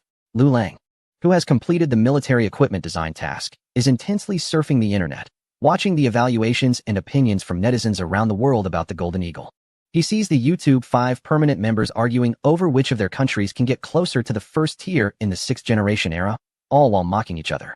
Lu Lang feels no emotional turmoil and even wants to laugh. He occasionally pretends to be a rational observer, making some sarcastic comments to stir the pot, while enjoying their heated debates on forums and social media. If they knew that we have an aircraft with even more exaggerated performance than the Golden Eagle, the Black Antelope vertical takeoff and landing attack aircraft, which could completely serve as a space combat aircraft, what would they think? At that time, what would the key players think? Would they resort to the ancient narrative that one country has always been a vassal of the other, and that people from one country are essentially people from the other? Lu Lang felt a chill in his heart. Just then, his phone rang. It was Shirley, the head of the security bureau, whom he had recently met. Brother Lei? What is up? Lang D, we've known each other for so long. It's like old friends. I've never asked anyone for help all these years. But now I'm really in trouble, and I need your help. Chapter 298. The aggrieved army. Hearing Shirley's words, Lu Lang couldn't help but be taken aback. What kind of problem could make the head of the security bureau act so dramatically by calling him Lang D? Shirley was in his 40s and was technically of a higher generation than Lu Lang. Brother Lei, what are you saying? Our friendship is like that of brothers from different parents. I've never considered you an outsider. Whatever I can do to help, I want to refuse. Shirley had always been responsible for Lu Lang's interactions with the authorities and also for his personal safety, as well as the direct confidentiality of relevant research projects. However, during their interactions, Shirley had never put on any airs of authority in front of Lu Lang. Even though he was the head of a top official enforcement agency by rank in the country, he never looked down on Lu Lang due to his age. With a vocational diploma, Shirley had a genuine respect for highly educated researchers who hadn't committed any crimes, especially someone like Lu Lang, who had proposed multiple groundbreaking research ideas. Just thinking about those complex formulas and academic work made Shirley's head spin. Engaging in research was far more daunting for him than leading a special operations task force in enemy territory. Through Shirley's explanation, Lu Lang finally understood the source of his distress. After the Zhuhai Air Show, the Air Force was quite satisfied with the results, including a series of equipment orders like the Golden Eagle and the J-20, which brought in hundreds of billions in military trade revenue. The order for the Golden Eagle was particularly remarkable, as it was essentially a deal that required minimal initial investment. With just a contract, many allied nations willingly paid a substantial deposit equivalent to nearly 300 billion in local currency. With this deposit, the Air Force's production lines for the Golden Eagle and the Black Antelope could finally operate simultaneously. As the sixth-generation fighter, the Golden Eagle, and the unprecedented space combat aircraft, the Black Antelope, were set to join the Air Force soon, Shirley visited his old superior in the Army again. He sought to allocate a batch of Black Antelope vertical takeoff and landing attack aircraft for use by the Army. It must be said that after witnessing the Black Antelope, equipment like armed helicopters and rotorcraft suddenly seemed less appealing to the Army. The Army also had aviation units and held stringent requirements for vehicle equipment. The vertical takeoff and landing attack aircraft is seen as a perfect fit for the needs of the ground aviation forces. Its extreme speed completely avoids almost all threats from air defense missiles. With global rapid response capabilities, it can ensure timely arrival within 2 hours, even from the other side of the planet. Its ability to operate in outer space means that without atmospheric drag, its already impressive speed can be further enhanced. However, no matter how much Shirley's former superior emphasized the importance and necessity of this aircraft for the ground forces, the leaders of the Air Force Department were simply unwilling to agree. Despite all the persuasion, Shirley's former superior was infuriated and nearly lost his temper. As a result, the Air Force sent out a higher-ranking general to handle the situation, leaving Shirley's former superior to leave in frustration. After departing from the Air Force Department, he called Shirley out, accusing him of being ungrateful and forgetting his roots after leaving the Army, now only helping those in the Air Force who were born with a silver spoon. He couldn't fathom how much the Army craved upgrades to such high-tech equipment. The criticism left Shirley feeling utterly powerless. Feeling wronged, Shirley reflected on how he had just been scolded by the former superior's previous leader, and now faced the same sarcastic attitude from his former superior. This wasn't the first time, and if this continued, he felt he might fall into depression. After listening to Shirley's complaints and seeing the pained expression on his face, Lu Lang seemed to grasp the frustration in Shirley's heart. After all the effort put in, he found himself at odds with both sides. Both his former superior and the higher-ups believed he wasn't putting in enough effort. Wouldn't it be more effective to directly consult the strategic headquarters about the allocation of military equipment? Lu Lang asked, puzzled. The Army had already applied countless times, but the only response they received was that priority would be given to the Air Force, which would handle the allocation plans. Otherwise, would Shirley's former superior be so angry? The Navy is treated like a favored child, the Air Force like a cherished daughter, while the Army is like a stepchild. The approval process for the last Fu intelligent combat system took a month, while the Navy and Air Force would have had their products rolling off the production line by then. Unable to hold back, Shirley began to voice his grievances from the Army's perspective. So, what exactly is your request, Shirley? After listening to Shirley for so long without getting to the point, Lu Lang couldn't help but ask, Ahem, so, didn't I hear that you recently finished shooting that project and have some new ideas? You know, military equipment-related stuff. Weapons comparable to advanced systems. Of course, I'm not fixated on this, mainly because my former superior has been nagging me about it. And given our deep friendship, it's surprising that recently, apart from a certain intelligent combat system, there hasn't been anything related to ground forces equipment. That particular system was developed alongside another AI quantum computer. Honestly, there was a moment when I felt our friendship was being tested. Listening to the somewhat aggrieved narration, Lu Lang found himself at a loss for words. Brother, wasn't it you who brought me to witness the testing actions of that advanced system? If it weren't for watching those tests, I wouldn't have thought about bringing out the other equipment for a while. After pondering, Shirley realized it was indeed the case. Well, let us not dwell on that. Is there any equipment more suitable for ground forces? If it's still Air Force or Navy stuff, let us set it aside for now. They have plenty of good equipment already. I actually do have an impressive weapon design. If it weren't for Shirley's reminder, Lu Lang might have forgotten that he possessed a batch of advanced technology weapons. Based on Shirley's description, Lu Lang quickly selected a piece of ground combat equipment that met his requirements. The Ascari's electromagnetic cannon, that's its name in the project. It's essentially a heavy weapon employing electromagnetic ignition for ground-to-air operations. Lu Lang began to introduce it slowly. An air defense heavy weapon? Shirley's eyes lit up upon hearing this. It was certainly more appealing than ordinary rifles or submachine guns. That's right. It's a ground-based air defense weapon designed for individual use. Its total weight is around 25 kilograms, and as a heavy weapon, it isn't too cumbersome for a single soldier to carry. As Lu Lang explained, he listed the specific performance parameters of the Ascari's electromagnetic cannon on the computer screen. Weight, 25 kilograms initial velocity, 25 ms muzzle energy, 1020 mj effective range, 812 kilometers rate of fire, 1,200 rounds min single. Burst mode, ammunition specification, 22 mm caliber non-explosive armor-piercing round auxiliary power, radioisotope thermoelectric generator with high-density power battery. Fuel is polonium, 210. These few lines of ordinary text and numerical parameters brought Shirley great shock. He had never imagined that such a powerful heavy weapon could be carried by a single soldier, weighing less than 25 kilograms. Are you sure it really only weighs 25 kilograms? I once witnessed the development of naval electromagnetic cannon systems, and those weigh several tons and require massive supporting power storage facilities. As a cutting-edge military technology, electromagnetic guns are no longer a novelty. For instance, experiments on electromagnetic weaponry began as early as the 1980s in certain countries. After a comprehensive revival of domestic military research and development, there has also been considerable research on electromagnetic guns. However, whether domestically or internationally, after years of targeted research, military experts and researchers around the world have reached a consensus. Electromagnetic guns cannot be miniaturized for practical applications. Aside from aerospace, the minimum platform capable of supporting the consumption of electromagnetic guns and military equipment would need to be naval vessels weighing several thousand tons. Shirley found it hard to understand how a 25-kilogram electromagnetic gun could compare to the massive electromagnetic weapon developed by naval equipment departments in the past. The performance data Lu Lang introduced, particularly the muzzle energy of 1020 megajoules, shocked Shirley. For context, the Barrett anti-material sniper rifle, which many military enthusiasts rave about, has a muzzle energy of less than 34,000 joules and a muzzle velocity of around 850 meters per second.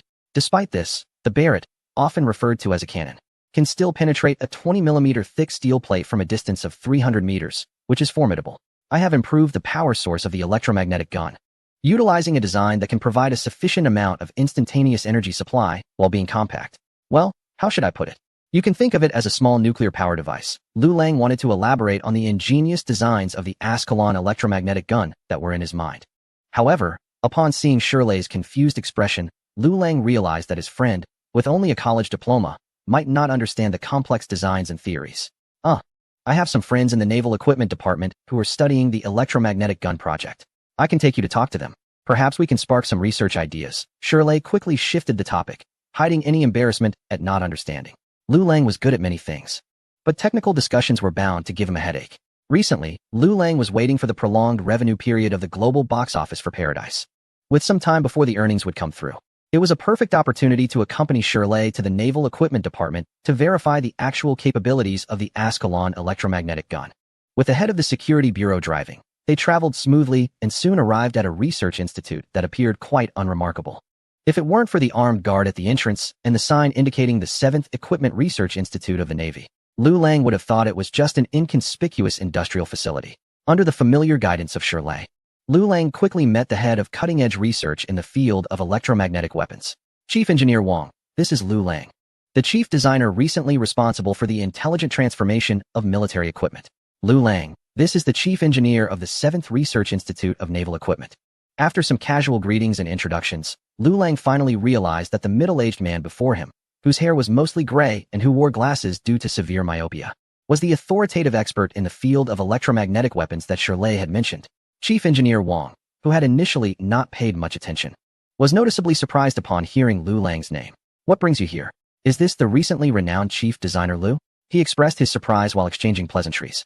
Lu Lang's reputation had already spread throughout the domestic research, military, and aerospace sectors. For instance, regarding the recent deployment of intelligent quantum computers on naval vessels, Lu Lang was officially the chief designer behind it. However, the security measures surrounding Lu Lang had been very tight. So many people had only heard of his name without ever meeting him in person. The 7th Research Institute of Naval Equipment primarily focuses on developing weaponry to replace large-caliber gunpowder naval artillery, with electromagnetic weapons being their key research area. However, the challenges and difficulties in deploying electromagnetic weapons are immense, and it is hard to achieve perfect solutions with the current level of scientific and technological advancements. This is also why Chief Engineer Wang, who has been responsible for the research work at the Institute for so many years without significant progress, appears so aged. Anyone in his position would be understandably anxious. It's very difficult. We have tried to improve the processes and even redesigned a warship specifically for electromagnetic weapons. But no matter what we try, the electromagnetic weapon is still quite far from being a feasible military equipment, he said. As far as we know, not only domestically. Even those who were pioneers in this research have also hit a wall when it comes to actual equipment. Upon hearing the mention of electromagnetic weapons, Chief Engineer Wang couldn't help but furrow his brow. Shirley glanced at Lu Lang, as if to say, "See, this is what I mean." Chapter 300, Electromagnetic Weapons. Are they feasible? The main issue with deploying electromagnetic weapons on ships is energy supply. When the magnetic field is not strong enough, increasing the acceleration capability requires passing a sufficiently large current through the projectile. This leads to problems such as excessive heat generation and barrel erosion. This particular issue has been somewhat addressed with the latest carbon nanotube materials. However, the energy storage devices capable of supplying such large currents need to store between 10 to 100 megajoules of energy. This presents a significant challenge to the energy supply system of naval vessels. On one hand, there is a need to supply energy for launching the electromagnetic weapon, while on the other hand, the ship's navigation and routine operations must also be supported. This means that a ship would require two energy systems simultaneously, which complicates the design, manufacturing, and subsequent operation of the vessel. Eventually, we decided to undertake a complete redesign of a medium-sized warship that would operate entirely on electric power, specifically as a dedicated platform for electromagnetic weapons. However, new issues have emerged. The electromagnetic cannon on the warship requires an extremely high amount of instantaneous electrical energy, which often affects the normal power supply for the ship's cruising capabilities. In extreme cases, it could even lead to a complete system failure of the ship. Therefore, when firing the electromagnetic cannon, this special type of warship must come to a halt and even reduce all unnecessary power consumption. After all this hassle, such a warship would hardly meet the operational requirements. That said, as long as conventional energy supply methods are used, this issue cannot be avoided. Lu Lang nodded. He certainly understood the pain points of electromagnetic cannons in the real world. Nevertheless, I remain optimistic about the development prospects of electromagnetic cannons. As a type of long-range, high-energy, multitask weapon, it can achieve a firing rate 3 times that of current naval artillery. Its range can exceed 160 kilometers. Using stored electrical energy on the ship as its power source, and utilizing electromagnetic force, Lorentz force, to accelerate the projectile to extremely high speeds along the rail. Moreover, compared to existing naval artillery, the projectiles of the electromagnetic cannon can be considered inexpensive. In terms of range, destructive capability, and cost, it can completely outclass current chemical propellant naval guns. As long as those key issues can be resolved, the electromagnetic cannon is bound to instigate a revolutionary change in naval artillery and even in the global naval vessel field. After this introduction, even Shirley, who previously had only a vague understanding of electromagnetic cannons, grasped the current situation. The prospects are bright, but the reality is harsh. We are in the darkness before dawn, waiting for the light. Thus, when Chief Engineer Wang learned about the existence of the Ascalon electromagnetic cannon from Lu Lang, his shock was no less than that of Shirley's initial reaction. Radioisotope thermoelectric generators, high-density power batteries, fuel made from polonium-210. After hearing Lu Lang's description, Chief Engineer Wang was left bewildered as he repeated the energy source introduction of the Ascalon electromagnetic cannon. As an undisputed expert in the field of electromagnetic cannons domestically, he clearly understood what Lu Lang's words represented. If upgrading and modifying military equipment is akin to adding bricks to the foundation of previous models and refining them in detail, then Lu Lang's approach undoubtedly breaks new ground, directly overturning all existing theories regarding the operational feasibility of electromagnetic cannons.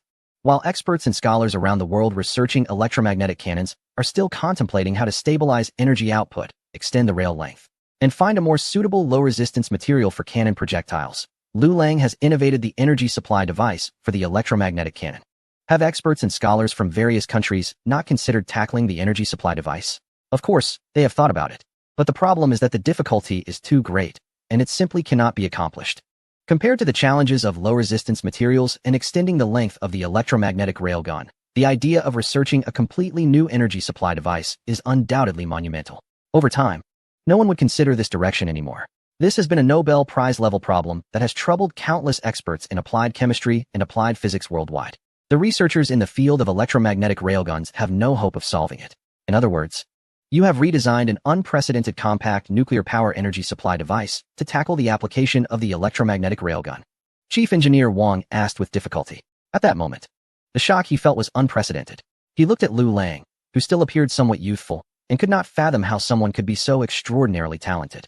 Yes, extraordinarily talented. In Chief Engineer Wang's eyes, Lu Lang was no longer just an existence that so-called geniuses or top scholars could touch. He had completely become a level of talent that terrified him as an expert in the military industry. It was akin to everyone studying how to throw a spear further. Some suggested sharpening the tip of the spear to reduce air resistance during flight. Others recommended training the thrower's arm strength to increase the spear's flight speed. But Lu Lang went straight to designing a cannon that launched the spear into the sky.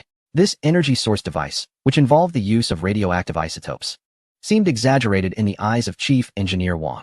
Why are you messing around with something like the electromagnetic railgun when you have this kind of capability? Does it even compare? You've developed a compact nuclear power source, and here I am, just studying electromagnetic railguns. It feels too small for such grand ambitions. In Chief Engineer Wang's view, the electromagnetic railgun is undoubtedly an important part of future naval vessel equipment and a crucial element that could revolutionize naval military equipment. However, compared to the compact nuclear power source Lu Lang mentioned, it was merely a minor application technology. One is a great invention that could initiate a revolution in energy applications, while the other is a potential weapon application for future naval military equipment. The value gap between the two is too vast. Cough, Chief Engineer Wang. Your Naval Research Institute might not be very well informed. Last year, the Spark Heavy Nuclear Power Station, although the project executor on the surface was academician Zhang Bingquan. The specific technology and proposal were put forth by designer Lu. Is that so? No wonder. Upon hearing Shirley's explanation, Chief Engineer Wang couldn't help but feel dizzy. It turned out that the proposer of the heavy nuclear fusion reaction scheme was also Lu Lang. The heavy nuclear fusion reaction can be said to be one of the highest secrecy level projects in the country, with its confidentiality even surpassing that of the Black Antelope aerospace fighter. Even someone like Chief Engineer Wang, the head of the 7th Equipment Research Institute of the Navy, only knew about the existence of such a project, and if it weren't for Shirley's introduction, he wouldn't have known Lu Lang's role in it at all. In the eyes of Chief Engineer Wang, a seasoned leader in military-industrial research, nuclear fusion reactions are nothing short of a fantastical and incredible project. After learning that Lu Lang is the solution provider for nuclear fusion reactions, Wang suddenly felt that Lu's ability to develop a compact nuclear power source was entirely reasonable. Chapter 301. Compact Nuclear Power Source. Soon, the feasibility manufacturing plan for the Ascalon electromagnetic cannon began to be discussed internally at the Navy's 7th Equipment Research Institute. In fact, there wasn't much to discuss at this seminar. When Lu Lang presented the specific design drawings of the Ascalon electromagnetic cannon through a PowerPoint presentation to the military research experts at the 7th Equipment Institute, the room was filled with gasps of astonishment. Except for Shirley, who was merely there to fill the numbers, everyone present was a senior expert in naval equipment-related fields. Just from the precise component size data on the drawings, accurate to the micrometer level, and the complex chemical and physical reaction equations that could fill a book, it was clear that Lu Lang's Ascalon electromagnetic cannon was no trivial creation. Of course, no one doubted its authenticity. After all, Lu Lang had already conquered domestic researchers above a certain level of confidentiality with a series of technologies, including carbon nanotube material industrialization, space elevator technology, navigator space station design, and the intelligent quantum computers proposed in the modernization of a new generation of military equipment. Whenever military research experts in the conference room raised questions about the design difficulties of the Ascalon electromagnetic cannon, Lu Lang could effortlessly explain the solutions in the most concise language. After just 4 or 5 questions, the experts from the 7th Equipment Research Institute finally had no more inquiries. The experts present were well-versed in researching electromagnetic cannons for various naval vessels. But when it came to this compact, 25-kilogram, individual electromagnetic cannon, they could only claim to have a partial understanding. After all, the core power source of this individual electromagnetic cannon alone would be enough for them to study for a lifetime. I think this theoretical validation is quite successful. How about we try to build a prototype? Chief Engineer Lu, you haven't actually built a prototype, have you? The chief engineer from the Wang Research Institute tentatively asked Lu Lang, only to see Lu shake his head repeatedly. Such equipment, which clearly violates regulations and could cause significant destructive harm, is classified as military-grade weaponry. I'm just making a movie. How could I privately build it myself? Besides, the main issue is that the nuclear materials needed for the core power source are not easy to obtain. Of course, I don't mean to imply that if I could get them, I would privately produce it. Lu Lang quickly clarified. But the military research experts in the conference room all wore knowing expressions. Beside him, Shirley couldn't help but twitch his lips as he recalled the scene when he first saw the space elevator. Goodness. You dare to privately construct something like a space elevator. In comparison, what does an electromagnetic cannon even count as? As for Lu Lang's insistence on his identity as just a filmmaker, Shirley scoffed even more.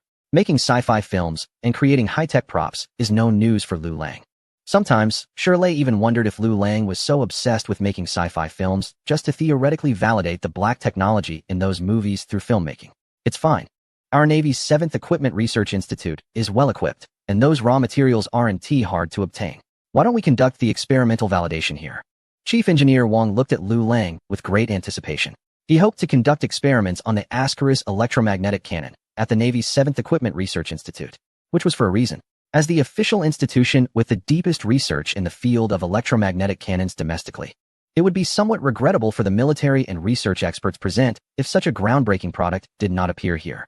Moreover, if results were achieved here with this military equipment, especially with a cutting-edge high-tech product that could potentially revolutionize military gear, the Navy's 7th Equipment Research Institute would also gain some recognition.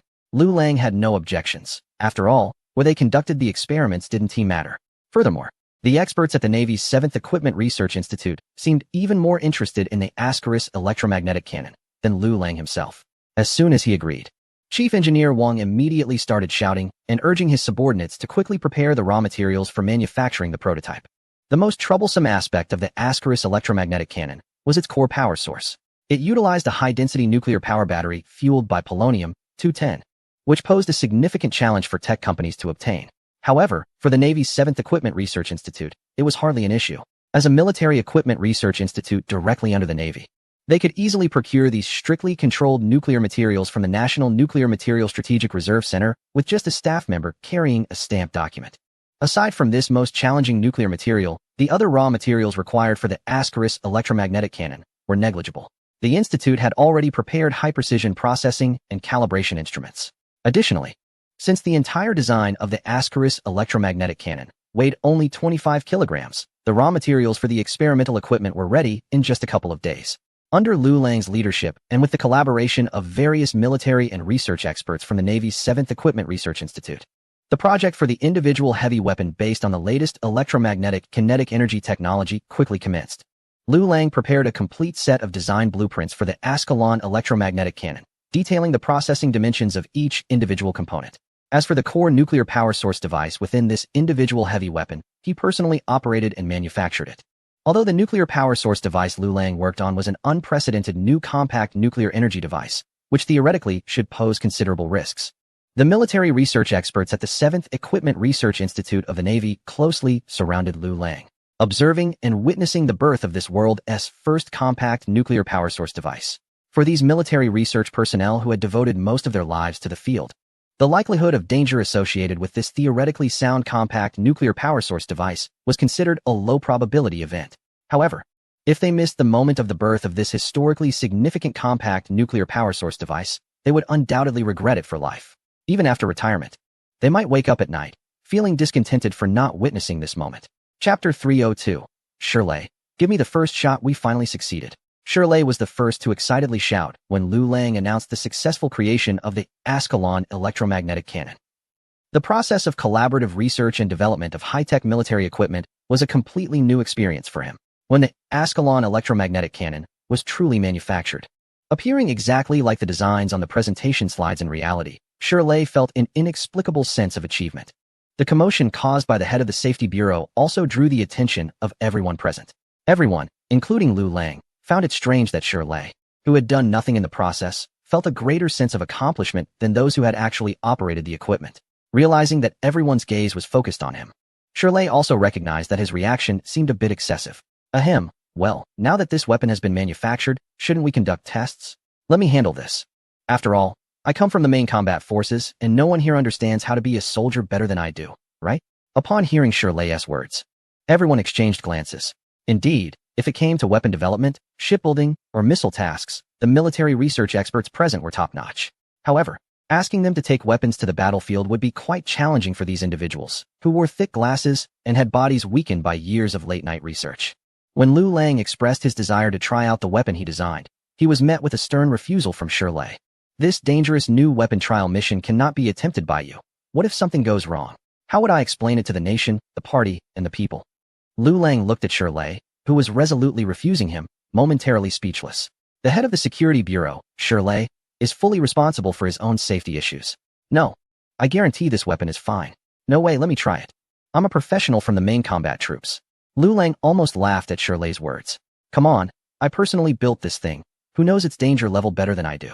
Shirley excitedly picked up the prototype of the electromagnetic cannon and ran towards the designated testing site like a boy who just got a new toy. However, not long after, he returned looking dejected. How does this electromagnetic cannon fire? I disengaged the safety lock and pulled the trigger, but nothing happened? Lu Lang had anticipated this scenario. Despite weighing only 25 kilograms, this is a heavy weapon designed for individual use. Therefore, it has a double safety mechanism to prevent accidental operation. For safety reasons, this experimental model of the electromagnetic cannon only supports single-shot mode. It fires a 22 mm caliber non-explosive armor-piercing round using electromagnetic ignition. The muzzle velocity is limited to around 2,000 meters per second, and the muzzle energy is controlled at 10 megajoules, with an expected effective range of about 10 kilometers. After hearing Lu Lang's further introduction, Shirley finally gained a deeper understanding of the electromagnetic cannon. However, a new question began to emerge in his mind. Muzzle energy of 10 megajoules? That means 10 million joules? Is it an anti-material weapon, 300 times that of a certain well-known rifle? Wouldn't its recoil be quite significant? At this moment, Shirley recalled his experience with high-caliber sniper rifles during his time in the military. Every time he pulled the trigger, the rifle stock would hit his shoulder hard. After firing a magazine, he felt like he was falling apart. If several tens of thousands of joules of muzzle energy felt that intense, how would he handle the 10 megajoules from the electromagnetic cannon? This uses electromagnetic ignition, which is fundamentally different from the chemical ignition of the sniper rifle you mentioned. Although the bullet's initial speed of 2,000 meters per second will produce recoil, the use of a counter-recoil piston design significantly reduces it, making it comparable to an ordinary 9mm military handgun. After a while, Shirley returned to the test firing area. Lu Lang and many military research experts from the Naval Equipment Research Institute were observing from a distance of 100 meters, protected behind a transparent composite bulletproof shield. Lu Lang looked at the transparent bulletproof shield, feeling somewhat speechless. Despite its thickness of 50 to 60 millimeters, which was enough to withstand bullets from general-caliber sniper rifles, it was still not much better than an ordinary plastic sheet in front of the Ascari electromagnetic cannon. Shirley insisted that they stand behind this protective shield to observe, which seemed unnecessary and redundant. The testing site was a dedicated shooting range at a research institute, located by a remote arc-shaped lake with a maximum diameter of about 6 kilometers. It wasn't large, but for a testing range, it was certainly not small either. On the other side of the lake, an abandoned decommissioned warship was stranded on the shore, specifically used for testing various new naval artillery weapons developed by the Institute. Even though it was a clear day, anything beyond 4 kilometers started to appear blurry to the naked eye. Without any tools, the target ship, which was about 1,000 tons, appeared as just a black blur to Shirley from 6 kilometers away. Even the best marksmen in the military Wuhan have 100% confidence in hitting a target on the ship's hull accurately. However, this was not a problem for Shirley. The Ascari electromagnetic cannon was equipped with a positioning system based on satellite navigation, capable of accurately capturing fixed or moving targets several kilometers away. Its purpose was specifically designed to replace chemical propellant-driven surface-to-air missiles from the Paradise space world. After disengaging the safety, Shirley's finger pulled the trigger. There was a crisp click. Then, he felt a slight vibration in his arm, as if a spark flashed before his eyes.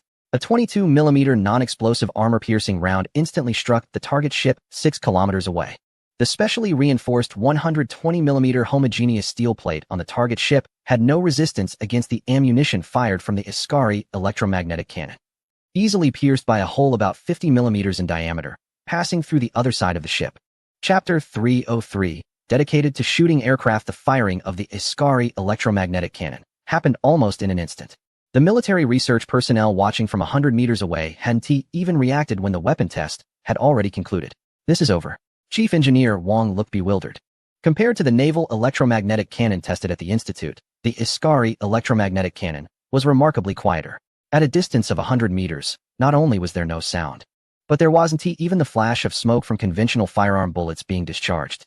It was essentially a super long-range sniper rifle.